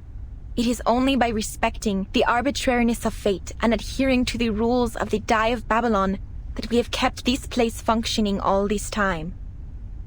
The Die of Babylon? Tell me, how did you know this name? Are you the one orchestrating this whole thing? Recoleta, equally confused and furious, grabs the hostess's collar. ¿Podría ser? ¿Eres Aleph? ¿Tal como sospechaba Vertin? Let go of me, Miss Recoleta. Have you gone mad? The roll of the die is absolutely random. I'm not orchestrating anything. Before the Congress began, I made an oath. I intend to keep it. Please, calm down, Miss Recoleta. I think she's telling the truth. She lets go of her grip as the reality of their situation dawns on her. Sorry, Octavia, but please, you have to tell me how you learned about the Die of Babylon. I must know. Only my pen pal and I should have any knowledge about this die. I heard about it from the physician. He described it as a symbol of collective consciousness that we could harness to maintain immaculate order in the Panopticon. Collective consciousness. Ay, ay, ay. Oh, no. Okay. Okay. Okay. Interesting. Interesting stuff. Yeah. Also, yeah, physician. Physician seems to be Aleph, so yeah. Makes sense. The Comala Congress was coined, iterated, and perfected by the physician based on this concept. The physician again. Everything eventually leads back to him. Just as we suspected. I see. Now that I think about this in a different way, considering the Manus is here, I know that obviously this chapter came before the before the story I just went recently through for Beryl and Adele and the collective consciousness stuff and everything. But considering that the events of that took place before everything else, what if this prison here is like a mini experiment to see if they can do the collective consciousness or unconscious thing on this side in some way or fashion? Recoleta casts her eyes over the silent jaguar, who has remained wordless from beginning to end, watching it all unfold. Jailer, we have to meet with the physician in person. Now. As I've told you many times, Dr. Merlin is too busy at the moment. I couldn't possibly trouble him over a novel and a pen pal. They are just fantasies. Is this the first time she said his name to them? I know she always called him physician up until now in front of them. I don't remember if she ever said his actual name. Couldn't you make an exception? What if they're not just fantasies? What if they're tied to the very survival of this place? Miss Recoleta said the Panopticon could collapse because of the Die of Babylon. Are you seriously telling me you believe that nonsense? It wasn't nonsense, nor are they fantasies. You saw with your own eyes how I won the die roll. It was just a coincidence. The jailer's words are at odds with the subtle motions of her eyes and face. The Foundation's investigator sees on a prime opportunity to apply pressure. What if we present you with stronger evidence to prove it's more than just a coincidence? If everything in the Panopticon proceeds according to Miss Recoleta's novel as she says, she should be able to predict what happens next, including the roll results of the absolutely random die. That's right. The Die of Babylon isn't random at all. It's nothing but a supercilious fraud veiled under the guise of fate, and an actor of the inescapable loop of history, and... Oh, the Die of Babylon is glitching now. Oh, okay. I'm glad I caught that. That didn't happen immediately as the worlds were rolled out. And not one of you is paying attention to me whatsoever. Ugh. To hell with this era of ignoring unknown writers. Miss Recoleta, please make your prediction for the next inmate's die roll. This way, you can prove to Miss Jailer the irrefutable connection between Kamala and your novel, The Rise and Fall of Sanity. You finally remembered its name! Oh, what sweet balm to my spirit! Miss Octavia, please continue the Congress and let the next inmate perform their role. Then Miss Recoleta's statement will be proven true. The hostess of the Congress remains non-committal. I appreciate the reminder. No matter the interruption, the Kamala Congress must go on. Though not for Miss Recoleta's sake, of course. Next inmate, please. Following the die's designated order, the next prisoner steps forward to roll. Hello, inmate Garcia. You know what to do. Oh, him. Of course. La sexta cara. Un pilar roto. El flujo de la fortuna y la calamidad. The sixth face, a broken pillar, the conflux of fortune and calamity. So the result of the next roll will be a 6. Our prophetic precision plunges the whole of new encounters into breathless silence. As fate reveals, the number is 6. Just as Miss Recoleta predicted. That could still be a coincidence. Do it again. Oh, is it gonna continue? La 13ª cara. Una cadencia desconcertante, sin un verdadero principio ni fin. The 13th face, a bewildering cadenza lacking a true beginning or end. La 4ª cara. Un hombre que se ahogaba usó el último de sus fuerzas para nadar a la seguridad. Solo para descubrir que había confundido un espejo con la superficie del agua. The 4th face, a drowning man used the last of his strength to swim to safety, only to discover he'd mistaken a mirror for the surface of the water. La 17ª cara, cojeaba hacia el distante oasis, solo para que la débil humedad y la inquietante quietud revelaran cruelmente que era un espejismo. The 17th face, he limped toward the distant oasis only for the faint moisture and eerie stillness to cruelly reveal it as a mirage. La sexta cara, otro pilar roto con grietas idénticas a la última, confirmó la hipótesis de la investigadora de paracausalidad. Este lugar solía ser un edificio circular. The 6th face, another broken pillar, with identical cracks to the last. It confirmed the paracausality researchers' hypothesis. This place used to be a circular building. Is that enough? I've almost finished the entire chapter. It's not possible. One coincidence after another begins to stir into an uproar. The coincidences appear endless. Who are you? She's the writer of your story. I'm sorry if this comes as a shock to you, but I did warn you, Octavia. Now it's proven. The Die of Babylon is anything but the so-called randomness of fate. Have you been sent here by some god? Or are you a hobby prophet? Hobby? Have you brought this knowledge to save us? Or to shatter our beliefs? Our world? A question destined never to need an answer. She lets her eyes fall into the cardboard box and onto the 20-sided die. The ridiculousness of its nature becomes starkly visible. What is this thing in my hand? What are we? What is this prison? Time to question reality.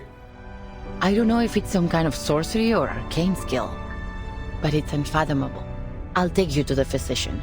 Not because of your earlier request, but because the situation has escalated beyond my means.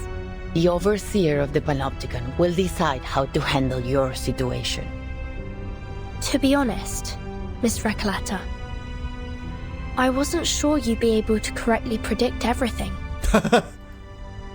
Timekeeper, are you saying that you risked everything on a hunch? She gambled. It worked, didn't it? That's what every gambler says. That's what every gambler says when they win. It worked, didn't it? Come with me. Dr. Merlin's office is in the central tower.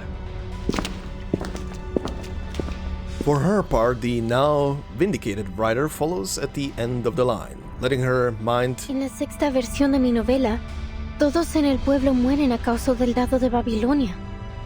Porque solo la muerte puede cerrar el ciclo de la historia. Oh god, you wrote a novel, alright. For her part, the now vindicated writer follows at the end of the line, letting her mind race like a bullet train. What did you say? So, in the sixth version of my novel, everyone in the town dies because of the die of Babylon, for only death can close the loop of history. Y carcelero, eres el empleado del banco, ¿verdad? And jailer, you're the black clerk, right? Entonces, al final, también sufrirás un colapso como el empleado del banco, cuando se da cuenta de que él y el pescador de dunas son la misma persona. So in the end, will you also have a meltdown like the bank clerk does when he realizes that he and the dune piscator are the same person? Who would be the jailer's counterpart? If all of this is tied to the rise and fall of sanity, then, as its creator, I will get to the bottom of this. Yeah, you should. If this is really following your novels, then by the end of the story, everybody in this prison is gonna freaking die. Holy shit. Uh-huh. No, we have oh, okay. We have another Earth scene. Okay. Well then.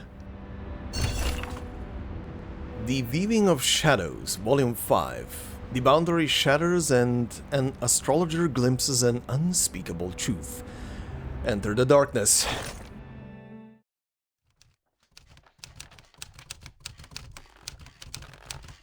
After that, I attended several more literary salons and wrote things I had never dared write before.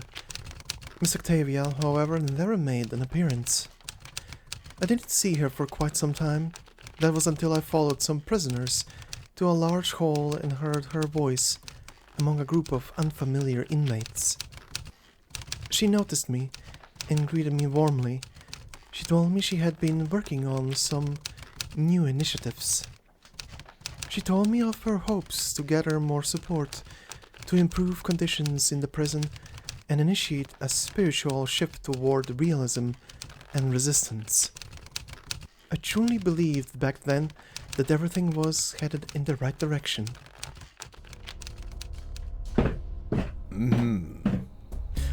Okay. The Earth story is also now way more interesting. I wonder if the Earth story is taking place in the prison before whatever the hell is happening right now started? Before all eyes, the host of the assembly, the Idealist, steps up to the podium. By the randomness of fate, we have gathered here to participate in the Comala Congress. Before the eyes of destiny historians and astrologers alike, I now declare a new rule amendment. A duel before a crowd of eager eyes. The winner awarded 10 pounds of gold and the loser left with 10 flies to descend upon him. Oh, never mind. Never mind. We're back to the novel. Before the Comala Congress convenes, we shall assign 2 members of La Sociedad this noble mission, a duel decreed by fate.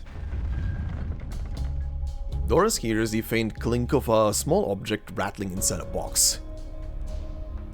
Jose, Julia, step forward and draw the sharpest blade of your literary thought. According to the rules, I will preside over this duel with fairness and impartiality. Now prepare yourselves. The absurd fictional metaphysical duel ends within a fraction of a second. The victorious prisoner receives 10 shining golden pills, while the loser collapses to the floor. The crowd erupts into chaos, Octavia's cries rising above the noise. What's going on? Mr. Julio, he's having another seizure. Miss Earth, please, Julio needs your help. Octavia, you know this is all part of the randomness of fate. The randomness of fate? She doesn't argue back as she usually would. Instead, she stands frozen in place, as if stunned. What's the matter, Miss Octavia? This is an emergency. I require your assistance. Answer me, Octavia. Why are you trying to change Julia's fate? Because no one should die like this. I don't want him to die. Please, Miss Octavia, help me, so I can help him. Her voice cracks, leaving only the sound of her stifled sobs lingering in the air. What's wrong, Miss Octavia? How's his condition now? Miss Octavia?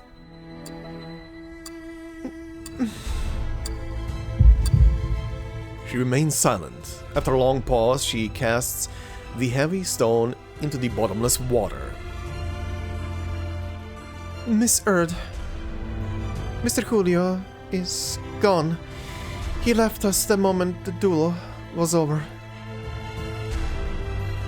How could that be? Seizures can potentially lead to irreversible brain damage, but how could it happen so fast? A precious life gone so quickly, swept away by something so senseless, lost in a nonsensical duel. What exactly is this so-called Congress? Some kind of punitive system unique to Comala prison? But how can someone's life be decided by something so absurd? Are we simply meant to surrender to a fate so twisted, no matter how absurd it is? Is it so irrefutable? This isn't the fate I seek. It's a distortion of it. It's my fault for not finding a better way. I used to think Mr. Julio didn't care about anything but his own novels. I never imagined my ideals would mean anything to him. But he was the first person in La Sociedad to support me. But that really was an irreversible fate. A fate granted to Mr. Julio by the Die of Babylon. The Die of Babylon? No question is left unanswered. The host of the salon goes on. Julio has stepped off the endless staircase and reached the silent water. He has become as calm water, dissolved into his own pond. Let us offer our blessings, our silence, our farewell to this martyr of fate. And let us imagine that Julio's literary career was a happy one. The hall remains deathly silent. No applause, no response. A life was taken, and that's all you have to say? You really don't care whether we live or die, do you, idealist? And all of you? Don't any of you have anything to say? Why are you all just standing there? if we hadn't kept rejecting the physician's treatment, maybe Mr. Julio wouldn't have... Rejecting? How ridiculous. You have no clue what that demon in human skin is capable of. How he'll reach into your mind and mold it like clay, reshaping it until it becomes your prison. In the realm of fiction, fate, and reality, the dissolution of the ego is inevitable and irreversible. Therefore, we must not resist the ending dealt to us by the die of Babylon. Do you even know what you're talking about? I've never truly understood you, idealist. I will find a better way. I must rewrite this tragic tale.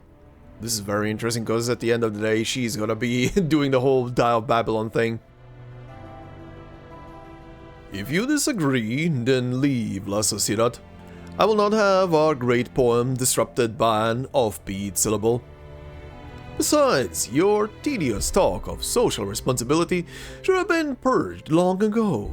Modern Latin America belongs to visceral realism, and you're too ignorant to even attempt to seek it out. What a ridiculous, laughable man you are. Yes, I see it clearly now. It's your tyranny that has driven everyone to ruin. Well, let me tell you something. I'm not leaving. I will establish a new literary movement right here in Comala, right here in La Sociedad de Poetas de las Americas. And we, will use our literature to rescue the inmates who suffer all around us. I've had enough of your condescending, stone-hearted ego and your pompous sophistry. You only bring misfortune upon us with this constant rambling about that visceral realism. I hope I never see you again. Miss Earth, we have to get you out of here. Another second around, this maniac might just doom us all. Okay, so that's how that came about. Only the physician, the true overseer of this prison, can save us from this situation. Please join the society, Miss Doris. Help us build our renewed Sociedad de Poetas together. I've already spoken with the jailer. As long as we follow the rules and help them manage Comala, we'll be free to discuss literature. Forgive me, Miss Octavia. While I truly appreciate your kind offer, I'm afraid my conversation with the physician must remain private. Why? Please answer me this question first. From what you've seen, you'd say this prison is circular in shape. Yes? Yes, it is. Then tell me, at the center of the structure, is there a watchtower? What? Impossible. You guessed it exactly, and our destination is somewhere inside a watchtower. How did you know? I've had such a lovely time here. So much so that I almost forgot what I came for. Which is precisely why I must put an end to this cruel farce masquerading as fate. Do you intend to rebel against the Watchtower's gaze, just like the idealist? You misunderstand me, Miss Octavia. That inescapable gaze and the permanent theme of fate. To get closer to the truth I seek, I have no choice but to meet the administrator that young lady spoke of. You've decided to save the people here with your own hands, and in your own way, and so have I. There are things I must face alone. Though she is well used to death, the pain of Julio's passing still lingers in her heart, causing her to say these words that don't quite feel like herself. I see. Lend me your palm. I'll draw you the way to his office. Good luck to you, and to all of us. Farewell, Miss Octavia. I truly hope all goes well for you in the days ahead. As Octavia retreats, slowly fading into the distance, she quietly adds, and in your journey, finding answers about fate too. Okay. Yeah. Very interesting. Very interesting indeed. Oh, that was an achievement. Was that the last part of the Earth thing then, if the achievement popped up? Uh-huh. Okay. Alright, we are going into the tower. We are meeting the man himself. Behind the operating curtain. Uh-huh. Okay, so, well, if Earth went into the tower, what happened next to her then? Okay, what does it say? What disrupted this era? What unraveled time? The shadow lurking in the ruins answers madness.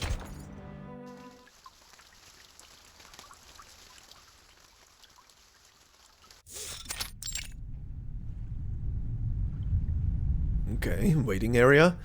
An otherwise tidy room is covered in fine scratches and small, unidentifiable stains. The smell of disinfectant lingers in the air, mixed with the mildew.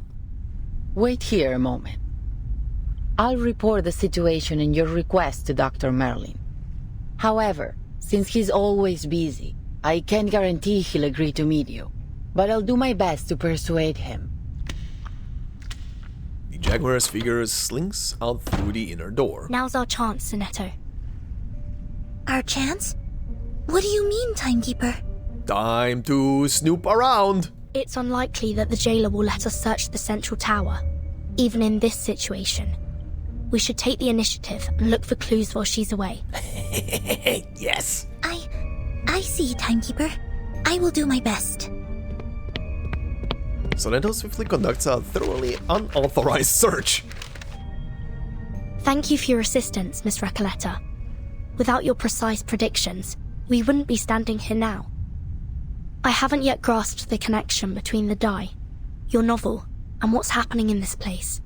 Oh, it's all right, Vertin. Don't worry about it. You guys are just part of a giant big D&D game, and the very reason why some people don't even have names and are just called jailers is because they're just NPCs. They don't need a name. You need to play some RPGs. You need to play some RPGs, my girl. I know it's kind of hard to get some of them, considering the time varies all the way up until 1999 and everything, but we can do something about that. D&D still exists. By process of elimination, it's almost certain that your pen pal, Aleph, is right behind this door. Sometimes I envy your decisiveness, Vertin. I'm sure many people have praised this special talent of yours. Are you all right? You don't seem as excited as when we first entered Kamala. Recoleta holds her gaze on the tightly shut door, uncertain whether she hopes it will open now or ever again. The all-seeing sentinel of the Panopticon, veiled within the central tower. If it truly is Aleph, I don't know how to face such a terrifying and increasingly plausible reality. Because it just said D&D. I don't know why. I don't know why. I just imagined Aleph sitting at the end of a table, the usual dungeon master setup, like the giant wooden book box thing, whatever it's called. I don't know what it's called.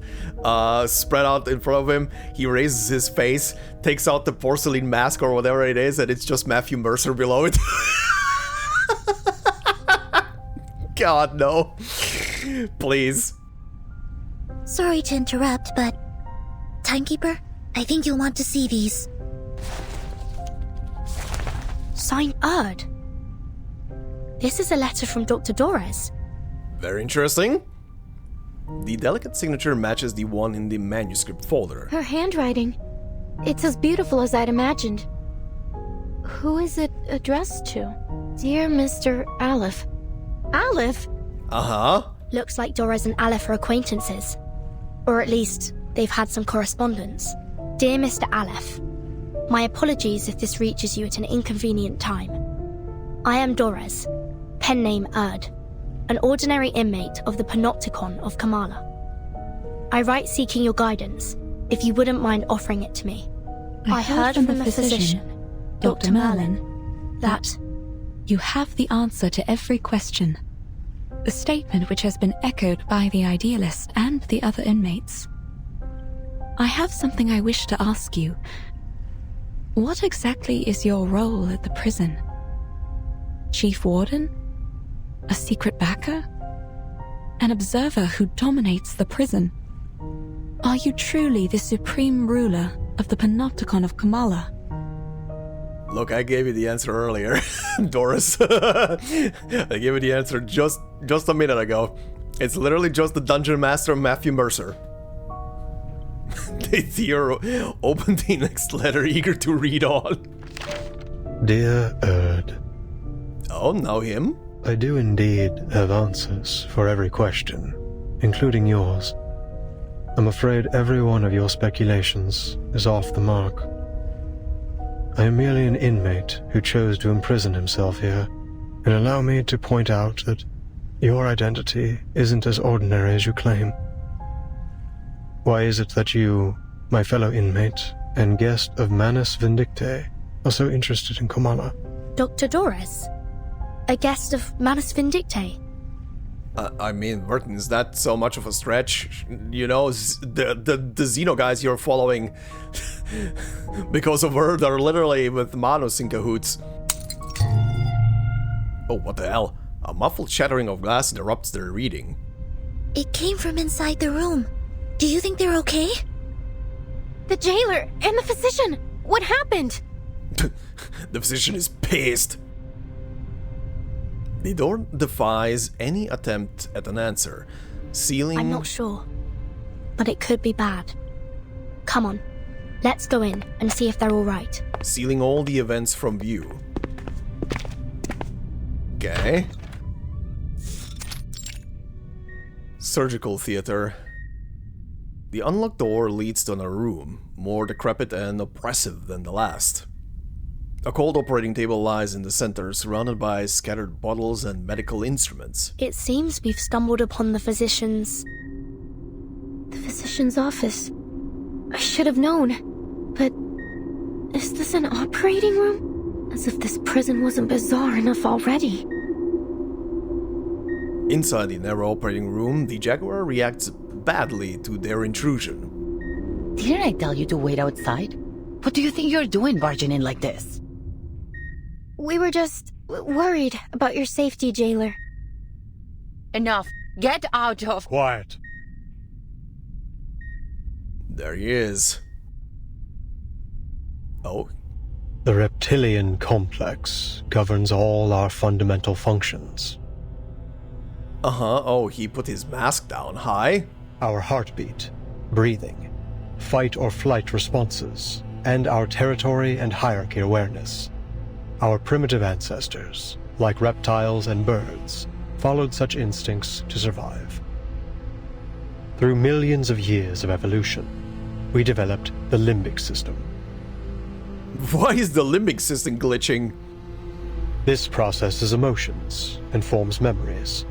It allows us to feel fear, sadness, anger, joy. Our behaviors are given meaning. Oh, do I actually get to see his face? I think I do. Hi? No, it's another mask. Never mind. Now it's the neocortex that makes up more than 2/3 of our total brain volume.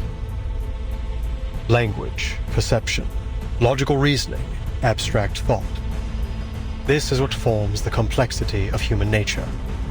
We read, create, perceive. We try to understand both the world and ourselves. We are forever setting goals, one after another. And all this, these multitudes, happens within the confines of the skull, in the tight folds of the crowded cerebral cortex. Is he performing surgery? Oh, that's not a... I thought that was a face mask. Is he actually doing a surgery on someone right now? Such a delicate and elaborate organ.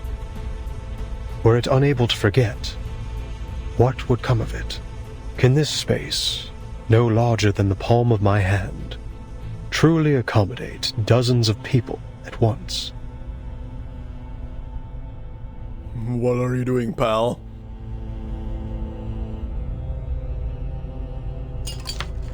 At last, the physician sets down his operating scissors and needle, signaling the end of the surgery. Yet at the same time, the old machine issues an alarm, signaling that his patient's vital signs are wavering. What's happened to the patient? It looks like he's dying.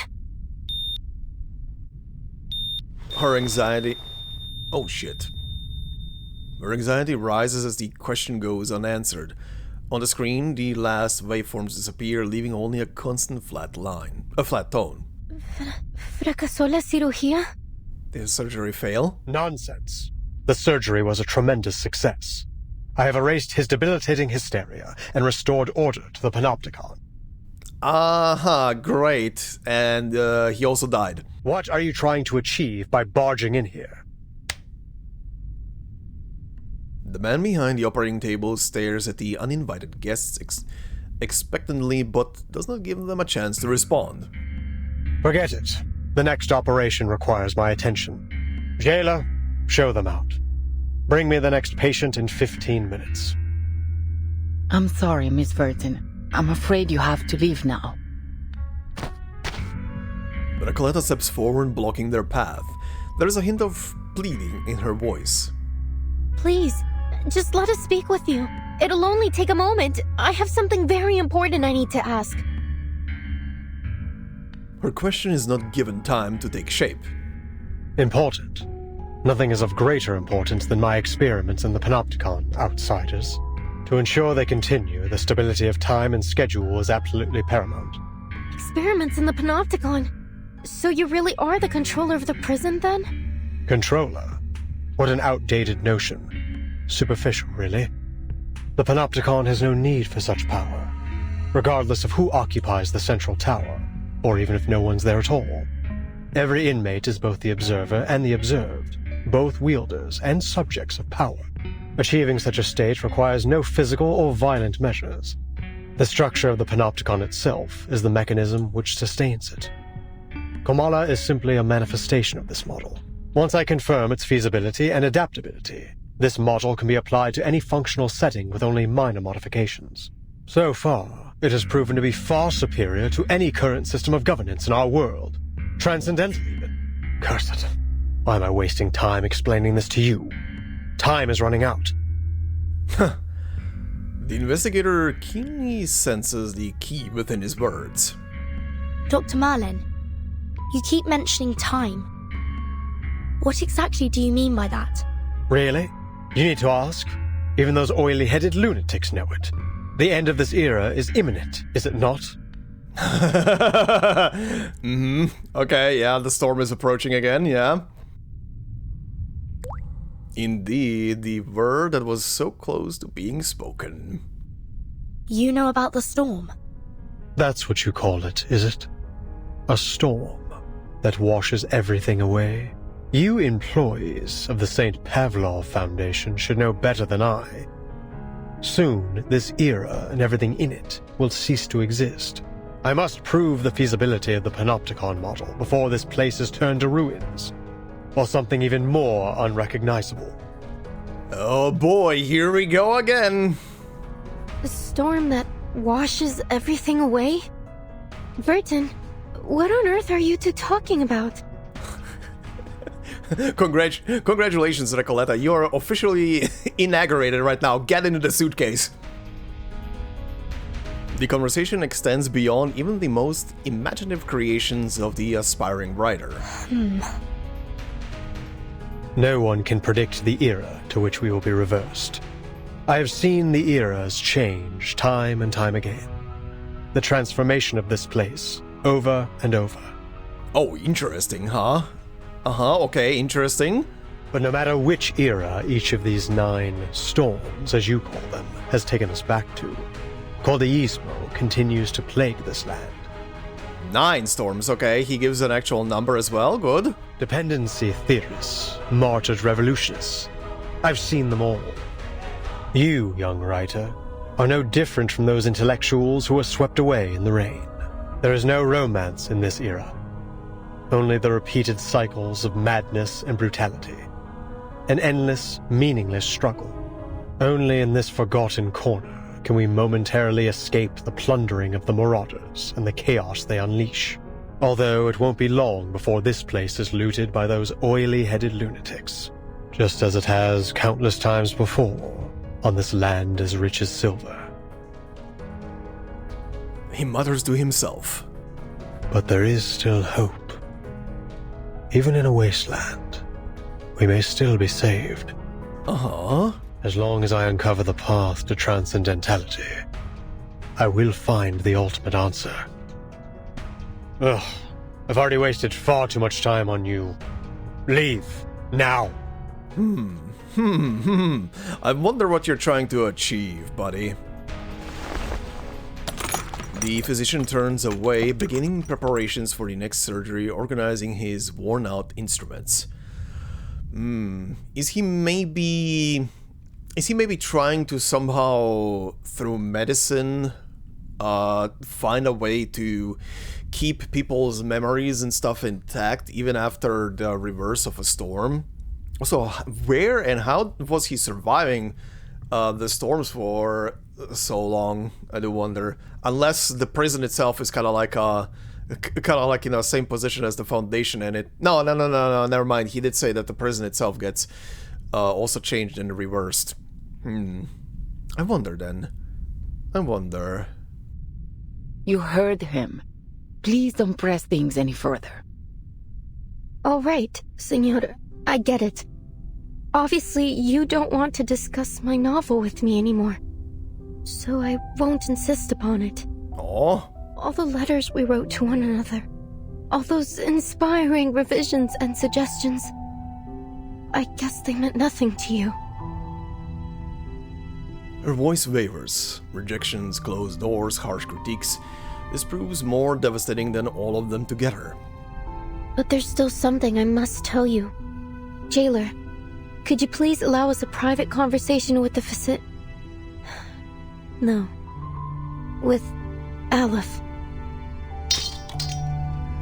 Hearing this, the physician stops. Leave us, Jailer. I'll spare these outsiders 5 minutes. Alright, that triggered him. The Jaguaran turns to leave, her face revealing an uncharacteristic sorrow as she lingers on the girls one last time. This time, she offers no words. Okay, that's a bit foreboding. Does the jailer think that he's gonna murder them just straight up or something? Okay, hold on. There is stuff here. Don't rush ahead, game. A clipping. When he pulls out the ice pick, don't be afraid. Panic is proof that you're still lucid for now. In 1935... What the shit am I looking at here on the right? Anatomy? Surgical instruments? The hell is that stuff? Okay. In 1935, Professor Antonio from Portugal became intrigued by a medical study documenting how gorillas became docile after the removal of their frontal lobes. Inspired by this, he successfully performed the world's first human frontal lobotomy, oh god, this thing, known as leucotomy. The surgery was remarkably successful, paving the way for significant breakthroughs in research. In 1949, Professor Antonio was awarded the Nobel Prize in Medicine for his work. Winning the Nobel Prize for lobotomy, that is... Oh god. Through continuous practice and refinement, he and others eventually improved and perfected the procedure, even developing a specialized leucotome. However, the surgical technique required a high level of expertise, and as a result, it was never widely adopted. In 1945, American Dr. Walton Freeman modified the procedure, which became infamously known as the ice pick lobotomy. The technique involved rendering patients unconscious with electroshock or anesthesia, and then hammering a steel pick, roughly the thickness of a chopstick, through the upper part of the of the eye socket into the brain. The pick was thus manually rotated to destroy the frontal lobe. Oh! In 1950, following strong recommendations from psychiatric pathologist Vasily Ganovsky, the Soviet government became the first to announce a complete ban on frontal lobotomies. When these Soviets say no to it, you know it's bad. Over the next 2 decades, most countries, including the United States, followed suit and passed laws prohibiting the procedure. Yeah, yeah, no shit. No shit once people start realizing what this is actually doing. Also, can I just say, even without lobotomy, how dangerous it is just to even penetrate the layer that is surrounding your brain, because the brain technically, even though it's getting blood and everything, is technically enveloped in a membrane that is pretty much isolating the whole thing from a lot of stuff. So penetrating that layer by itself is already inviting so much bacteria and diseases into the brain itself. Even if you survive the lobotomy, chances are you're gonna get some disease. Good lord. Okay, so what is this now? Master of the Labyrinth. Within the corpse of the Labyrinth's builder, he proclaims, it is and has always been perfect. Oh, good. Very good.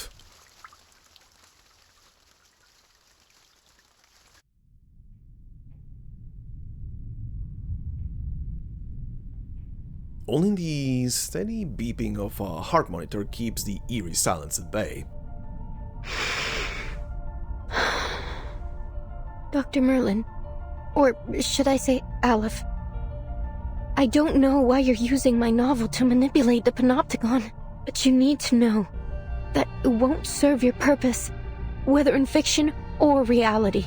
You claim that the inmates are both the observer and the observed, and both wielders and subjects of power. How could you be so blind as to not see the true state of the Panopticon? The inmates haven't achieved any perfect order. No, they've devolved into pitiful caricatures of themselves, performers in some endless pantomime to be watched from the central tower. Even their medication has become a prop to demonstrate the so-called randomness of fate in the theater that is the Panopticon. This farce hasn't made the Panopticon a better place. No, it has warped it into a twisted theater of cruelty, where the sick are denied treatment and left to quietly perish in the dark corners of its halls. And literature has died alongside them.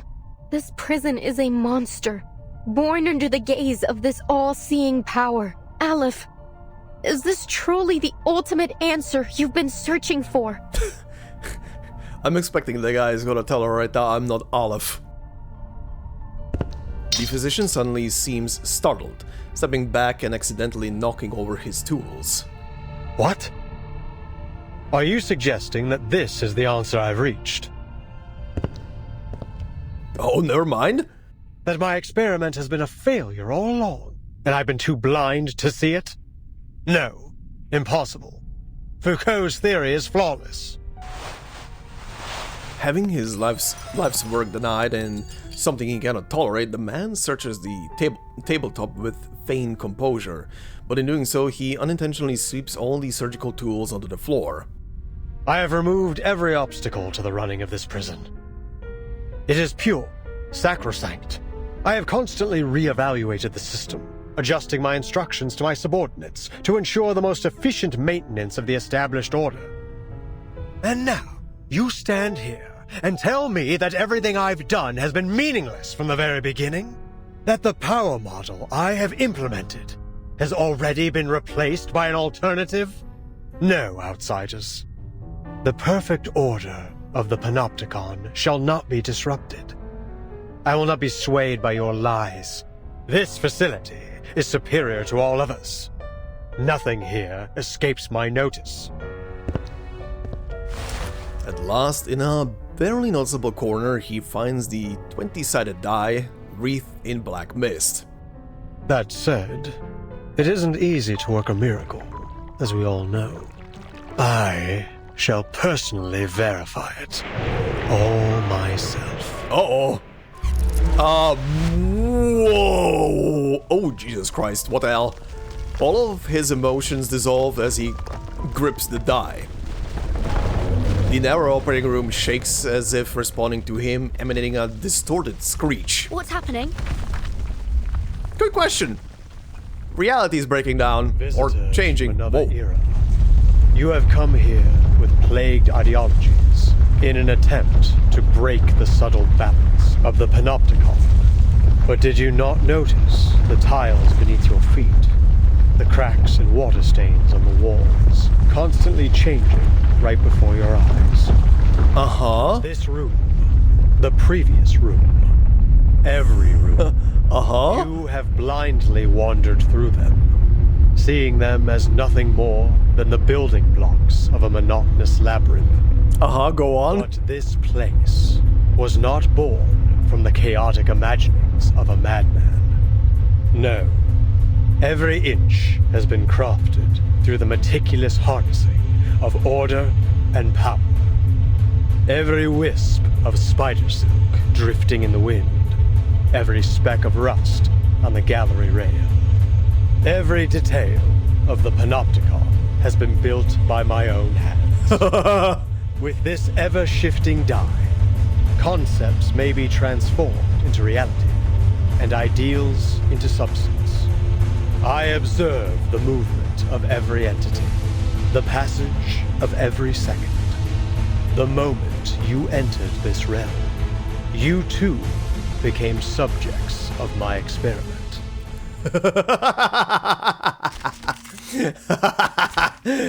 Wow, we're doing this background. Okay. Okay. Okay, this is wild. Alright, boss battle already, huh? The physician. The chief and only doctor of Comala prison, overseeing its order and everything within. Even amidst the ruins, as long as one finds the path leading to transcendentality, answers will come. Oh, okay, let's just go. Will there be time for a nap later? Will there be time for a nap later? Sure. Admit it. This is all getting out of hand. Oh, this is Aleph now. Impossible! All is under the die's control. What may appear to be chaos is nothing more than a temporary deviation. Okay, buddy. You keep telling yourself that. It's okay. Don't worry too much about it. I'm still about to zap your ass and teach you about another kind of medicine. Now, for the true spark. En la acumulación de laberintos, suéltalo todo una vez más. Oh, it's special, precise, perfect. He was squishier than I thought. Okay, alright. It is far from perfect. You know that as well as I.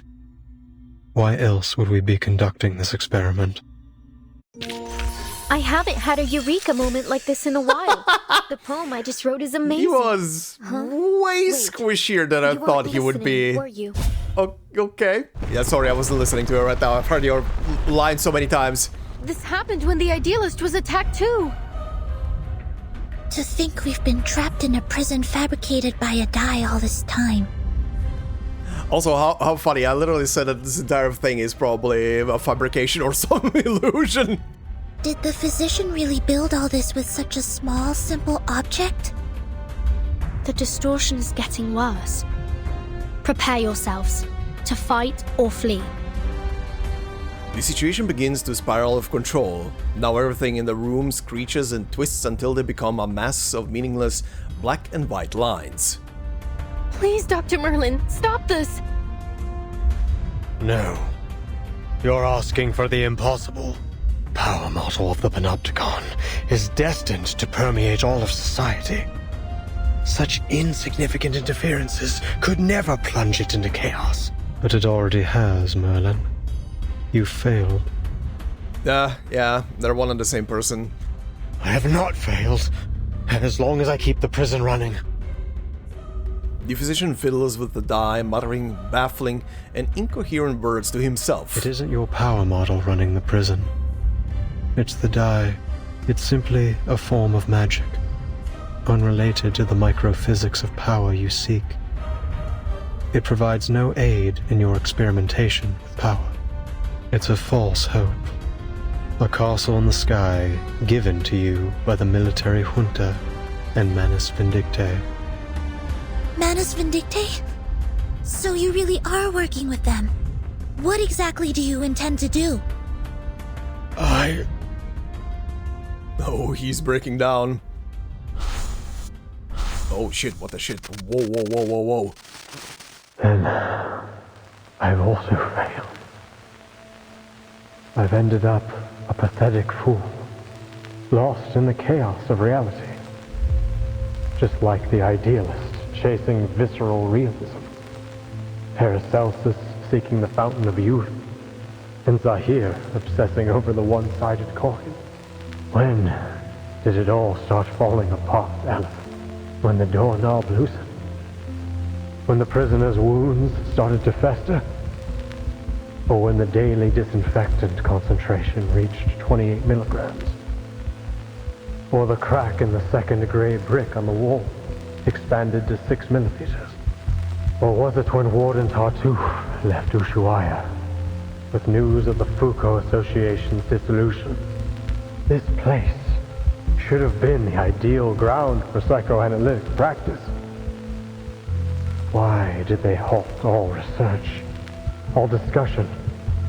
We've been abandoned, haven't we? By eras old and new, you designed and have maintained everything in Kamala, right down to the smallest detail. But it is these details that trap you. And as the bars close around you, you are losing your name, Merlin. And you're becoming a physician. Mm-hmm. Okay, yeah. Forever imprisoned within these walls. Okay. I'm gonna guess this is gonna be the explanation to why some of them have only, like, designations instead of names.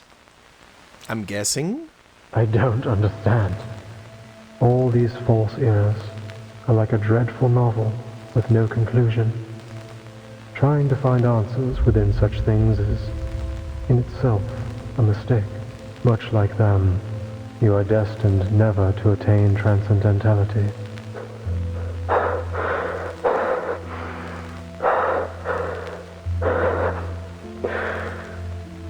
Tell me, Aleph, does the ultimate answer even exist? Ugh. The die becomes too heavy for him to hold any longer. It drops to the floor. And back to normal. The distortion and tremors of the prison finally subside, as if the pulse of a massive heart had stopped for an instant. Amid the swirling dust, the girls help each other stand but fail to notice the truth revealing itself before them. Timekeeper, are you alright? Yes. And you? And Miss Recoleta? Are you okay, Miss Recoleta? The smoke clears, but no one responds. The named girl simply stares in shock at the figure before her. You're...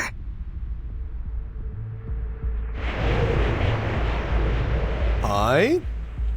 Whoa! Utopia derives from Greek. It means no place.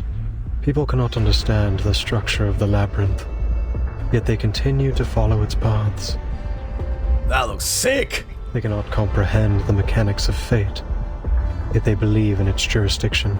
Okay, that is now Aleph speaking. As if, by doing so, everything will naturally fall into place. Okay, that's some sick art. The polar night approaches. Yeah, okay, that's him. That's actually him now. Actually, I actually wonder, because I don't remember right now from the top of my head, is this his normal form? Or is the other form his normal one and this is the promotion version? I can't remember. Anyway. How good it is to see you, pen pal. They finally meet. They finally meet. But my god, under what circumstances. Holy shit. Okay, hold on, we're still in the tower. Master of the Labyrinth. Oh, we get a conch this time. Philosophy in motion. Does the Foundation ever actually require employees to clock in? Oh, it's one of these. Have you ever heard of Foucault, Sonetto? Yes, he's a renowned French philosopher and social theorist. I read books about his theories at the SPDM. So, those are precisely the kind of books they'd never confiscate. Sorry, I don't understand. Never mind that. Could you explain what you read in detail? Alright. Foucault argued that madness isn't a natural phenomenon, but rather a cultural construct. In early times, punishment was a public spectacle, a display of power for the rulers. Nowadays, things are different. After the Enlightenment, punishment became a form of public education, intended primarily to deter crime. That's true.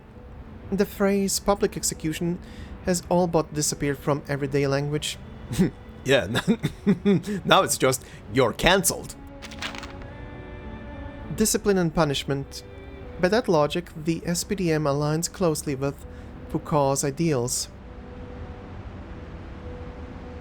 Yeah? Yeah. Yeah. Mm-hmm. Yeah, I can see that, yeah.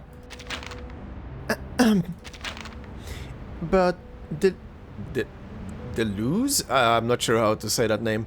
But Deleuze believed that another model of power had replaced disciplinary power, the power of administration, a highly efficient yet indifferent system of management.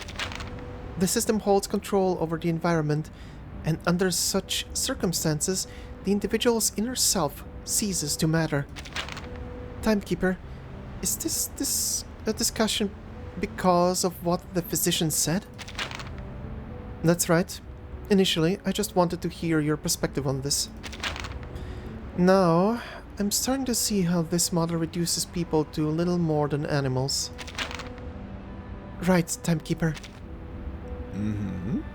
Interesting analogies there, you two. Interesting. Okay. The mask in the mirror. Between two mirrors hangs a single object. One face, two faces, cascading into the infinite. Anything else around here? Doesn't seem to be. Okay, outside of his pawn change to the new one now. Alright.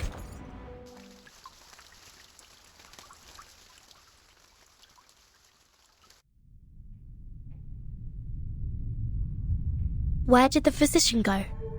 Wait. Sir? Are you? You're looking at him, that was some split personality shit there. No one notices when the unfamiliar prisoner appears. He seems calm and almost ordinary, like an unchanging mirror that has stood here all along, in this room, in this labyrinth, passed unseen by everyone.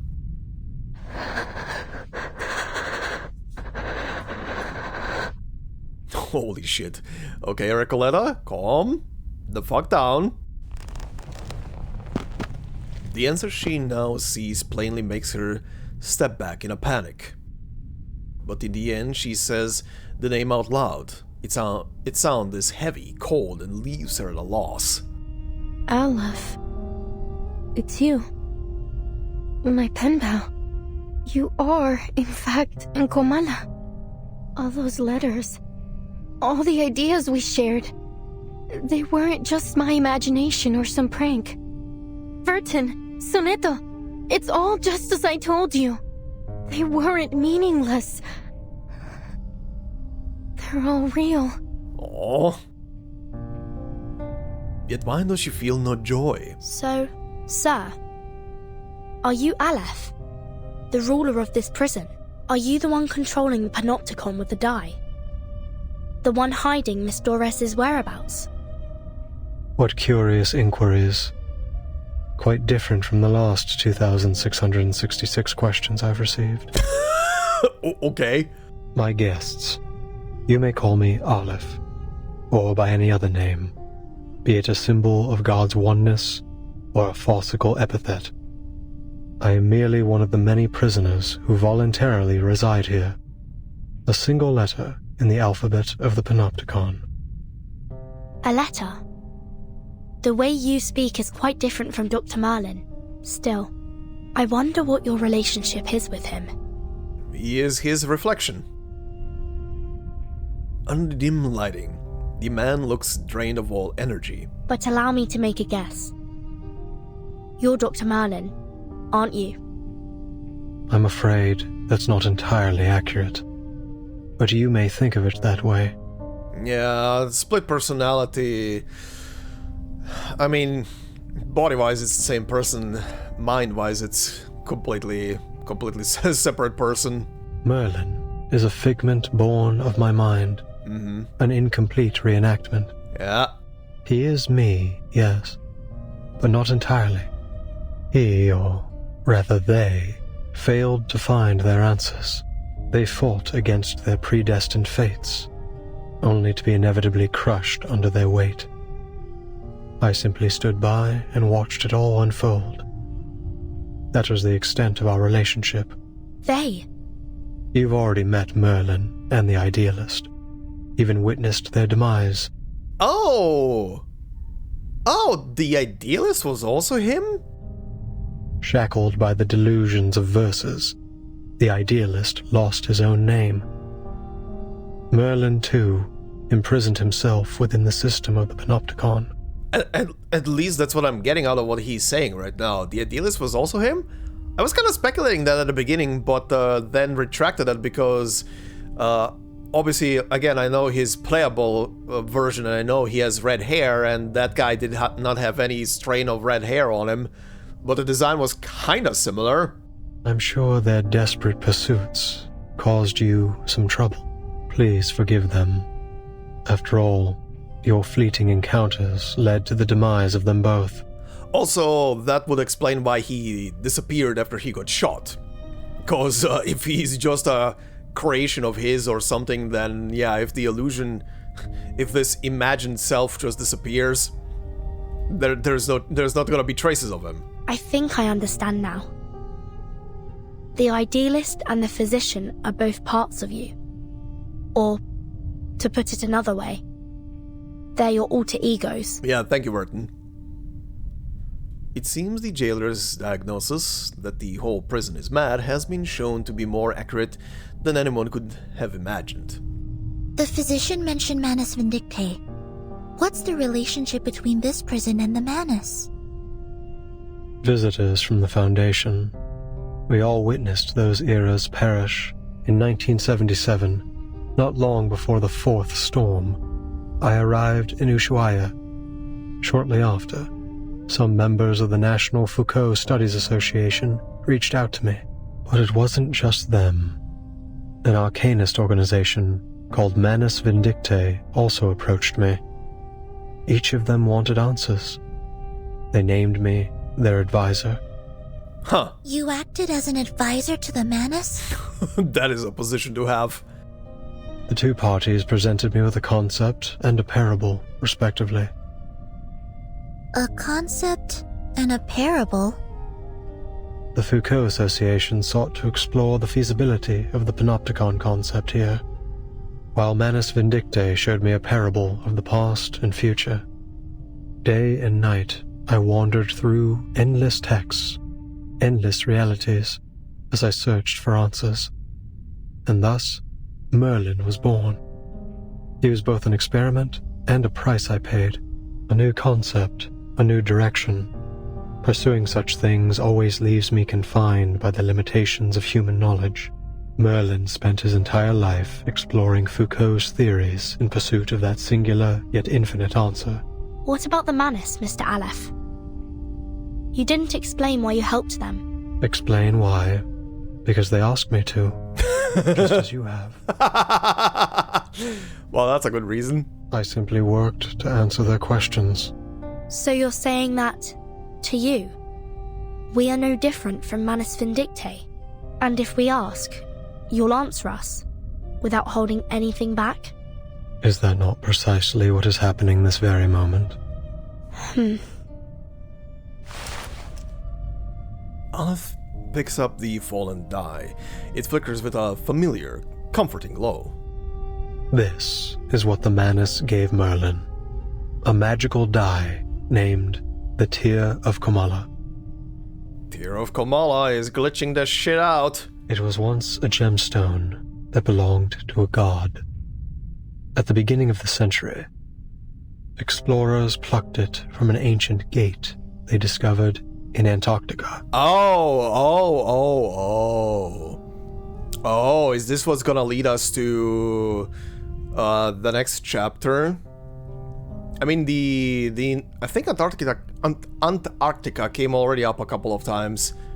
Anyway, in the main story and accompanying stuff. So, is this gonna be the final thing that's gonna lead the expedition over there? To the explorer's amazement, the gemstone could turn human desires into reality. So they cut it into a die, a symbol of fate, and used it to build a sanatorium, which was later transformed into the panopticon you are standing in right now. His words are direct, yet they still leave the outsiders perplexed. Then, Aleph, you really are the mastermind behind the panopticon? Yep, that he really is. He literally just said that. The silent girl grips her notebook. Her knuckles turn white from the pressure. The draft of an unpublished novel, with words that only she knows. The countless hours spent at her desk, the self-reflections, the meticulous questioning, revisions, and scrutiny of every word. That book holds the life of its writer. You said Merlin used the panopticon to seek his answer. What does that have to do with my novel? I don't get it, Aleph. Why would you use my novel to manipulate this place? Maybe it was a subconscious thing? Like Aleph knew the story? And considering that, well, despite the other two, the idealist and especially the physician being just separate reflections of him, maybe that somehow subconsciously trickled into the other two? Or at least into Merlin? Roberta, Garcia, Octavia, Pablo, the jailer, everyone. Not one of them deserved to be trapped in a deadly loop in which everyone's fate is already predestined. They're just like the ghosts in Amalfitano, inescapably trapped within the ruins. Tell me, what is it you really want? Hearing this, the lonely prisoner fidgets with the die, looking puzzled. It's not about what I want. It's about what you want. The third line of your first letter. You said you wanted to give the rise and fall of sanity an ending. Oh. Oh. Oh.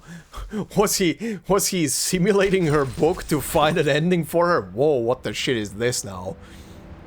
Oh, this is just called Aleph. Hold on, we're going back. We have stuff to do here. Don't immediately do this. Give me my rewards, rather. Yum. Okay. What do we have? Draft of a strange incantation. The greatest arcane skills demand thorough preparation. Every list is the crystallization of countless insights. Regarding the blurred by the water stains ritual. What ritual? Number 1, a large number of Arcanists. This should be an easily achievable goal for Manus Vindictae. Young people capable of lifting bricks and setting sail are plentiful. Devotion remains the best catalyst. Number 2, Roar, Lance Tail, Sacred Scarab Wings, Nukutao Shell. Oh, okay. Oh, I didn't even think about that. What if the prison thing here is literally just like another experiment by Manus to to prepare for the ritual that they're preparing for big bitch to come back. Interesting. Okay. So Roar Lion's Tail, Sacred Scarab Wings, Nukutaeo Shell. When combined with the Foundation of Immortality, it seems like that Manus Medicte aims to achieve something extraordinary. Given the shell's properties, it can withstand an immense amount of energy, ensuring the ritual success. This is indeed an incantation requiring considerable meticulous preparation. 3. The location, blurred by water stains, remains an excellent choice, but for the ritual itself, timing is of paramount importance. The time referred to here is not our traditional understanding, but time itself. Okay, I'm referencing the storm. I wonder. I mean, he literally just said Antarctica. I'm presuming that's where they're gonna be doing the ritual in. So maybe that's why it's intentionally blurred out here. Okay, what do we have next? A tattered invitation. A serpent brings an apple, but I already possess the wisdom. Okay. Dear Mr. Aleph, the National Foucault Study Association extends a formal invitation for you to join our organization. Our mission is to guide society and the world toward a more structured and enlightened future. We believe your exceptional abilities will be instrumental in achieving this vision. We eagerly await your response. Sincerely, Jose Tartuffe, Comala Prison, Ushuaia. Okay, I see. This is in correspondence with what was literally talked about in the story here on this node about Manus and the Foucault Association approaching him. Alright, interesting. So, what is this now? This looks interesting. Are we are we gonna be in your novel? What is this? Aleph. The mournful, the grotesque, the sum of self and self. Uh-huh.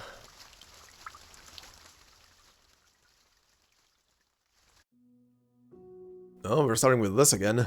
Los registros históricos del Dado de Babilonia aún se pueden encontrar en la biblioteca de la Universidad Santa Teresa. No. Una apertura como esta haría la historia demasiado ambigua. Oh, okay, we stopped. Historical records of the Dial of Babylon can still be found in the library of Santa Teresa University. No, an opening like this would make a story too ambiguous. En 1975, en el pueblo de Amalfitano, Sonora, México, ocurrió algo terrible y escalofriante en la cabaña con el techo azul. Todo comenzó con las costumbres peculiares de los Espera, ¿cómo supe todo esto? Necesito agregar un ro para el narrador. El cuentacuentos. Yeah.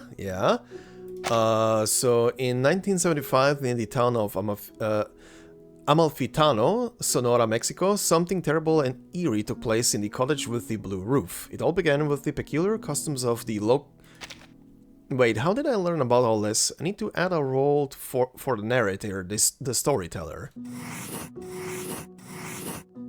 Un poeta surrealista de México me contó esta historia. Una anciana entró en el bar, al que solía ir en el pueblo. Al mismo tiempo, el empleado del banco también entró al bar, trayendo la noticia de que una corporación multinacional iba a construir una fábrica de jabón de galletas en Amalfitano. Espera, empleado del banco. No sabía que había bancos en Amalfitano. This is gonna be the story about how he is filling in the blanks for her, huh? Where were we? A surrealist poet from Mexico told me this story. An old woman walked into the bar she frequented in town. At the same moment, and then Aleph jumps in, the bank clerk entered the bar too, bringing news that a multinational corporation was going to build a cookie soap factory in Amalfitano. Wait, bank clerk? I didn't know there were banks in Amalfitano. Pero, Sí, tiene sentido. Los bancos comerciales son, sin duda, un sello del capitalismo. Gracias, amigo por correspondencia. But it does make sense. Commercial banks are no doubt a hallmark of capitalism. Thanks, pen pal. Antes de convertirse en empleado del banco, era un defensor de las antiguas costumbres del pueblo. Era un pescador de dunas. Después de aceptar el destino otorgado por el dado de Babilonia, eligió dejar todo atrás. El triste y aterrador pueblo y los ciclos ocultos dentro de la infinita aleatoriedad. Oh, qué irónico. Pero también es realista. Ahora solo necesitamos un personaje contrastante. Un creyente en el destino. Before he became a bank clerk, he was an advocate of the town's ancient customs. He was a dune piscator.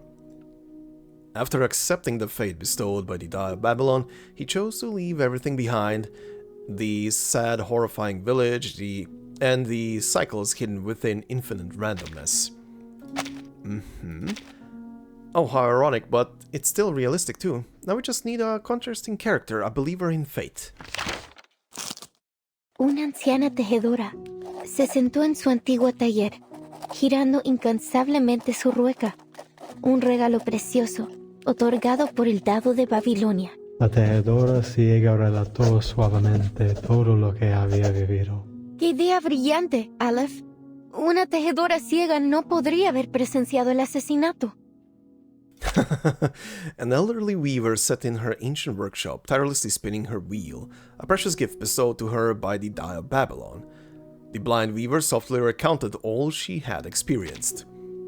What a brilliant idea, Aleph! A blind weaver couldn't possibly witness the murder. ¡Fantástico! En ese caso, agregaré a un conductor de burros que es asesinado en este capítulo. Fantastic. In that case, I'll add a donkey driver who gets murdered in this chapter. Con cada una de tus sugerencias, la historia da un paso adelante. Gracias, Aleph.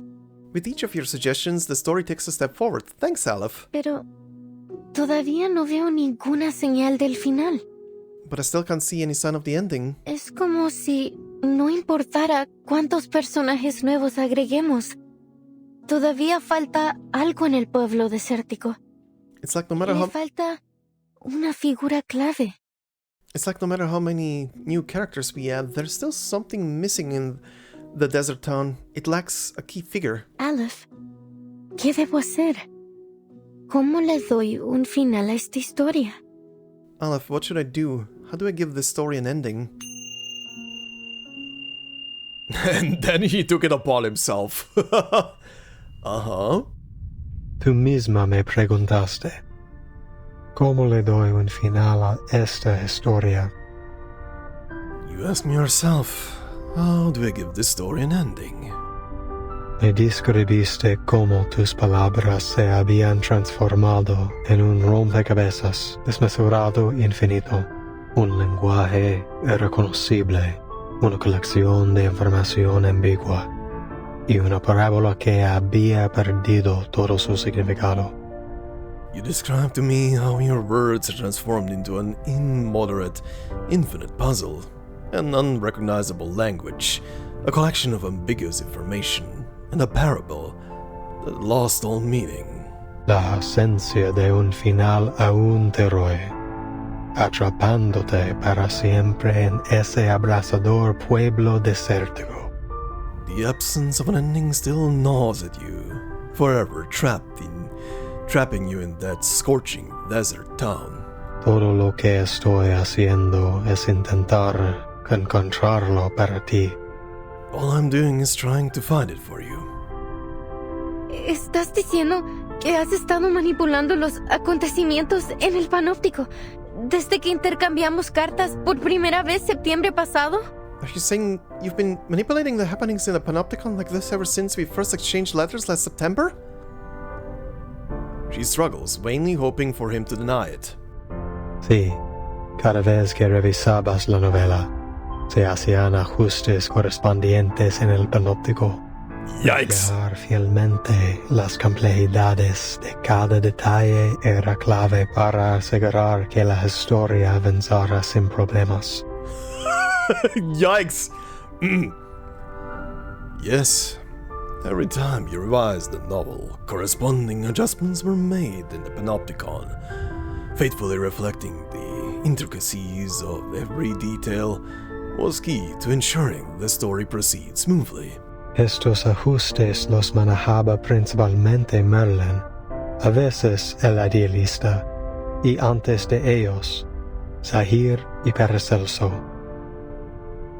Such adjustments were handled by Merlin mostly, sometimes the idealist, and before them, Zahir and Paracelsus. ¿Cada vez? Every time? 6 versiones de la historia del Amalfitano ya se han desarrollado en el Panóptico. 6 versions of the Amalfitano story have played out in the Panopticon already. Eso significa la rana aplastada en el barro, la vaca muriendo de vieja, el lirón cayendo al mar. Does it mean the frog crushed in the mud, the cow dying of old age, the dormouse falling into the sea? El fantasma asesinado en el duelo. Y los cambios repentinos al dado de Babilonia. The ghost killed in the duel and the sudden changes to the Tao of Babylon. Todas las revisiones que sugeriste. Todas las muertes. El caos y la locura. ¿Realmente sucedieron aquí mismo? Mm-hmm. All the revisions you suggested, all the deaths, chaos, and madness, they all actually happened right here? The ever-knowing prisoner falls into a long, dark silence. He will not answer a question when the one asking already knows the answer. Incluso la eternidad tiene sus límites, o Recoleta. Even eternity has its limits, Recoleta. In the 6th revision, we added the Blind Weaver, an extraordinary figure. And that's where Doris comes in. Just like the paracausality researcher who carries a suitcase that you introduced in your 7th letter. And that's Vertin. The paracausality researcher carrying a suitcase. Miss Recoleta, is this character really based on the Timekeeper? What? Of course not. The paracausality researcher is an entirely different character. Don't you understand? We're only one die roll away from the ending. Aleph lifts the core of the infinite labyrinth. The tear of Komala swirls slowly in his hand. I don't. What on earth are you trying to do? Oh, oh my god, flashing lights, ouch. The filament lamps on the operating room dim in time with his motions. The walls ripple. Oh, what the fuck? That's a PC. That's a lot of phones. And ASMR breathing. The filament lamps on the operating room dim in the time with his motions. The walls ripple like water, then transform into countless mirrors. Within the mirrors, an endless stream of information appears. A seemingly possessed telephone babbles. An old radio sings, a flickering slide projector whirs and cracks. A muted film projector spins. A timetable opens. Dictionaries of countless languages flow past. A room without an exit. An eternal predicament, a prisoner's dwelling. Recoleta, it is the cycle of fate that has brought you to the Panopticon of Komala in Ushuaia. Now, return to the rise and fall of sanity. Return, and become a character once more. You've been searching for its ending. But how could you possibly find it when you're no longer inside the story? Uh-huh. Wait. Is he suggesting that Recoleta was a prisoner in this thing and only was released because of the Die of Babylon and what was happening right now? I believe that this time you will witness the grand finale with your own 2 eyes. No more sadness. No more loneliness. The answer you've long sought lies in the inevitable final row of the die. So, the jailer is the bank clerk, and Erd is the blind weaver. But what about Roberta, Garcia, and Octavia? They weren't even assigned roles. They were just playthings, helpless in the face of fate. What right do you or I have to decide what happens to them? To dictate their gains and losses? By the way, I have a question. Is everybody forgetting about Diggers? Where is Diggers? His partner was there. Where did he disappear to? That little guy was in the story. Where did he go? Did he see Vertin and run away? But they couldn't possibly understand such a thing, could they? To you, it's just a story. But to them, it is the manifestation of bittersweet destiny. Do you think hiding behind the guise of fiction absolves you from the reality that you've turned the Panopticon into a living hell? Yes. You're the only one who truly understands the rise and fall of sanity. Goodness knows how many manuscripts I sent out that never received a reply. I was so grateful to you. For your replies, for understanding my novel. Those things were more precious to me than any sunrise over the Andes. Had I known that your feedback was created in such a way, and at such a cost, I would have preferred not to receive it at all. Don't you get it? Even if they don't understand my novel, the people I meet are still my friends. Whether we took a long journey together, or we simply chatted for a few hours. Okay, now that she said it, she did send out letters all around the place. Yeah, and reached him through the letters. Okay, probably I'm misunderstanding something here with this room right now. I don't think she was in the prison before.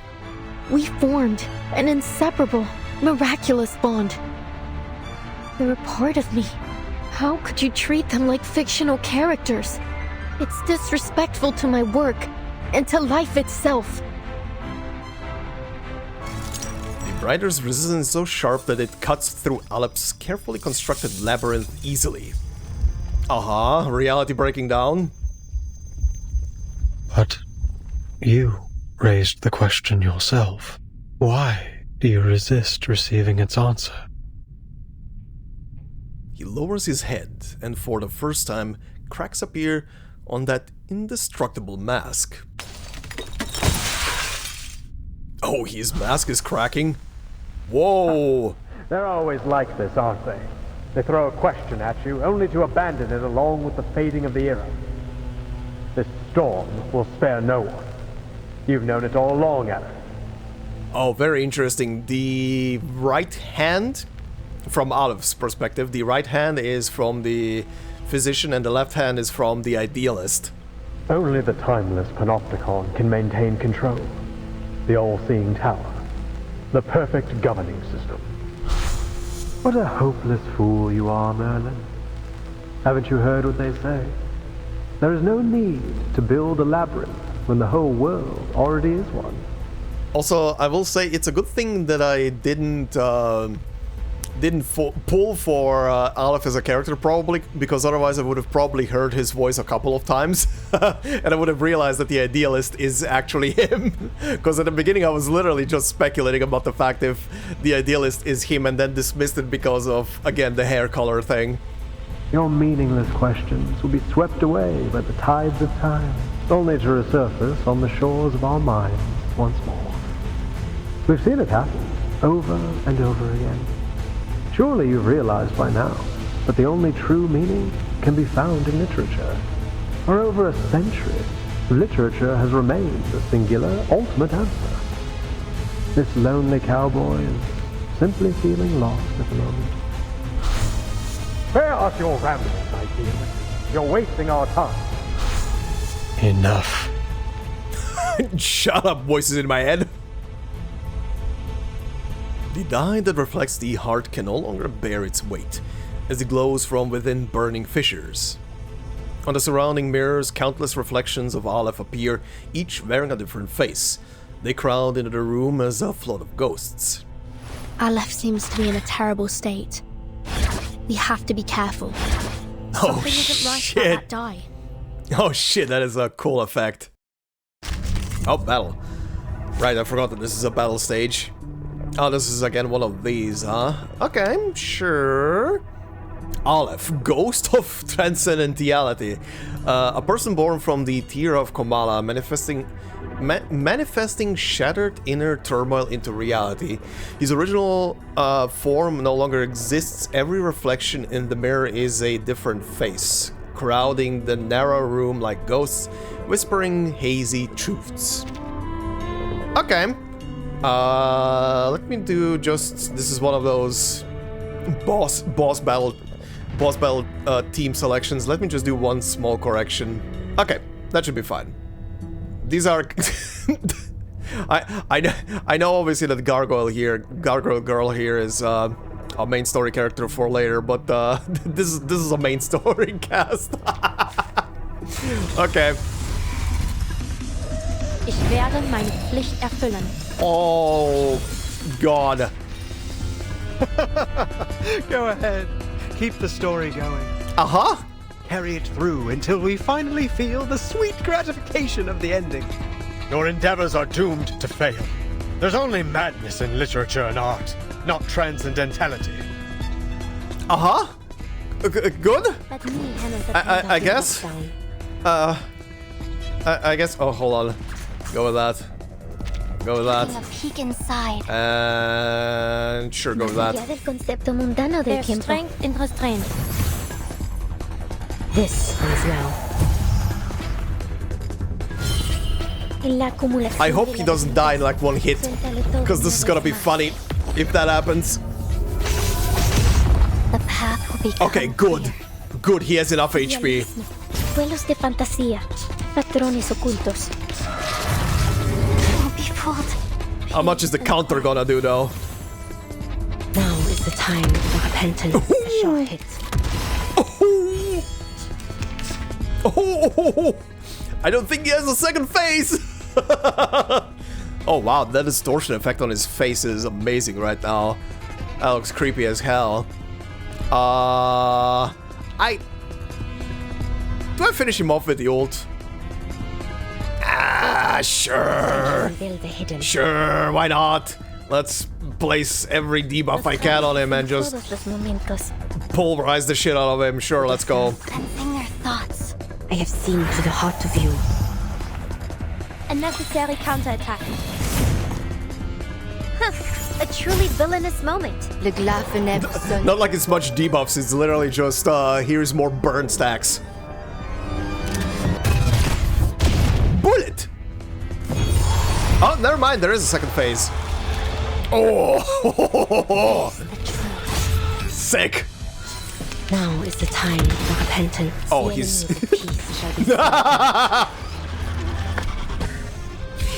Well, the second phase didn't last long. These fractures. They're all failures, aren't they? That's... sometimes this can be anticlimactic, I know, but whatever. It's kind of funny as well. In this infinite expanse, I feel nothing but infinite sorrow. Can I give everyone a ride on my back? I think I can handle it this time.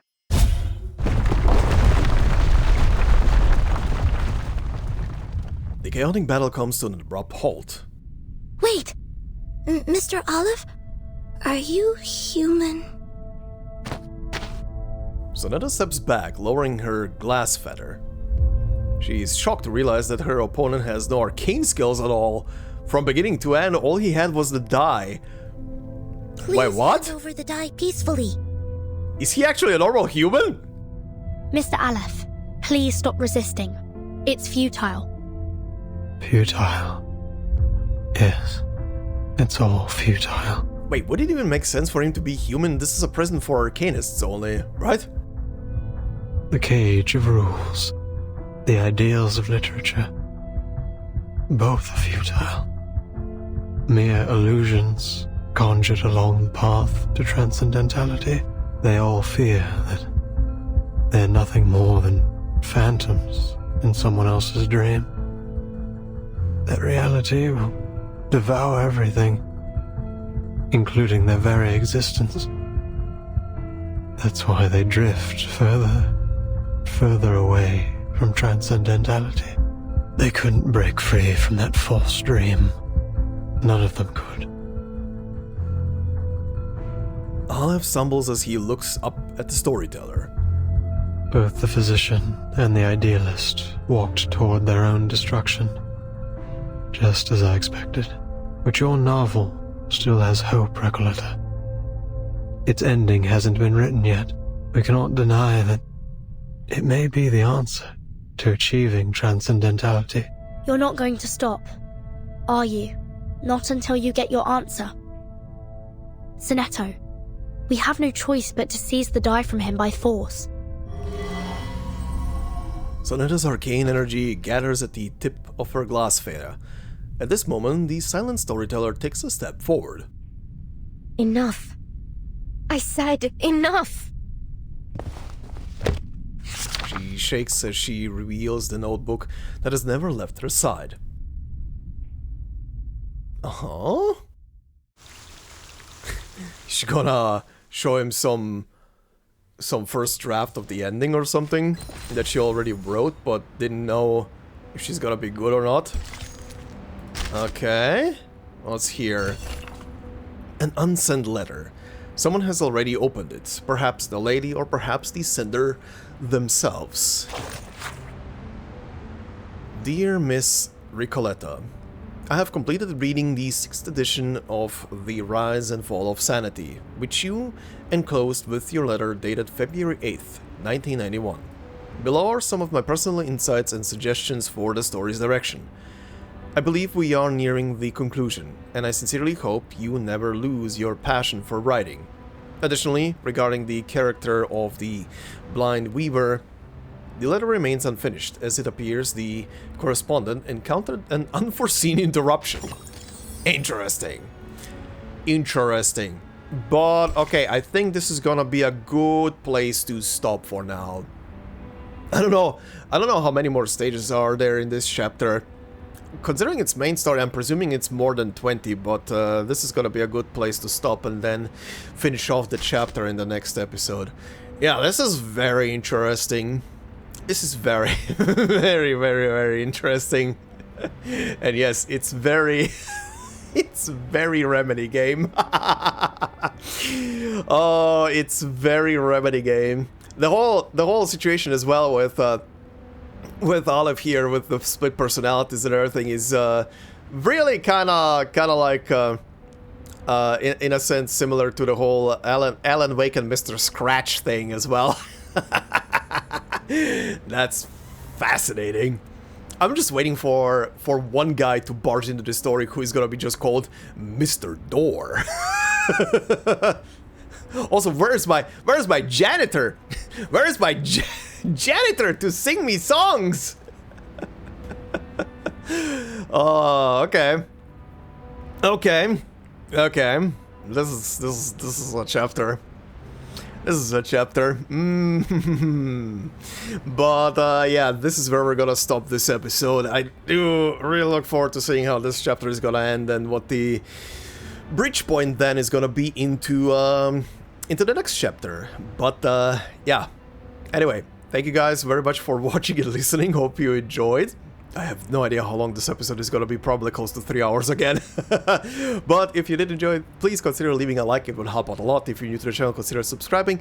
And if you want to support me more directly, memberships are open on the channel. Like I always say, no video will be behind our membership, it's purely there for support, so thank you very much to all the members already doing so. Much appreciated. And I hope you all have a fantastic day wherever you are, and I will see you in the next one. Until then, bye-bye.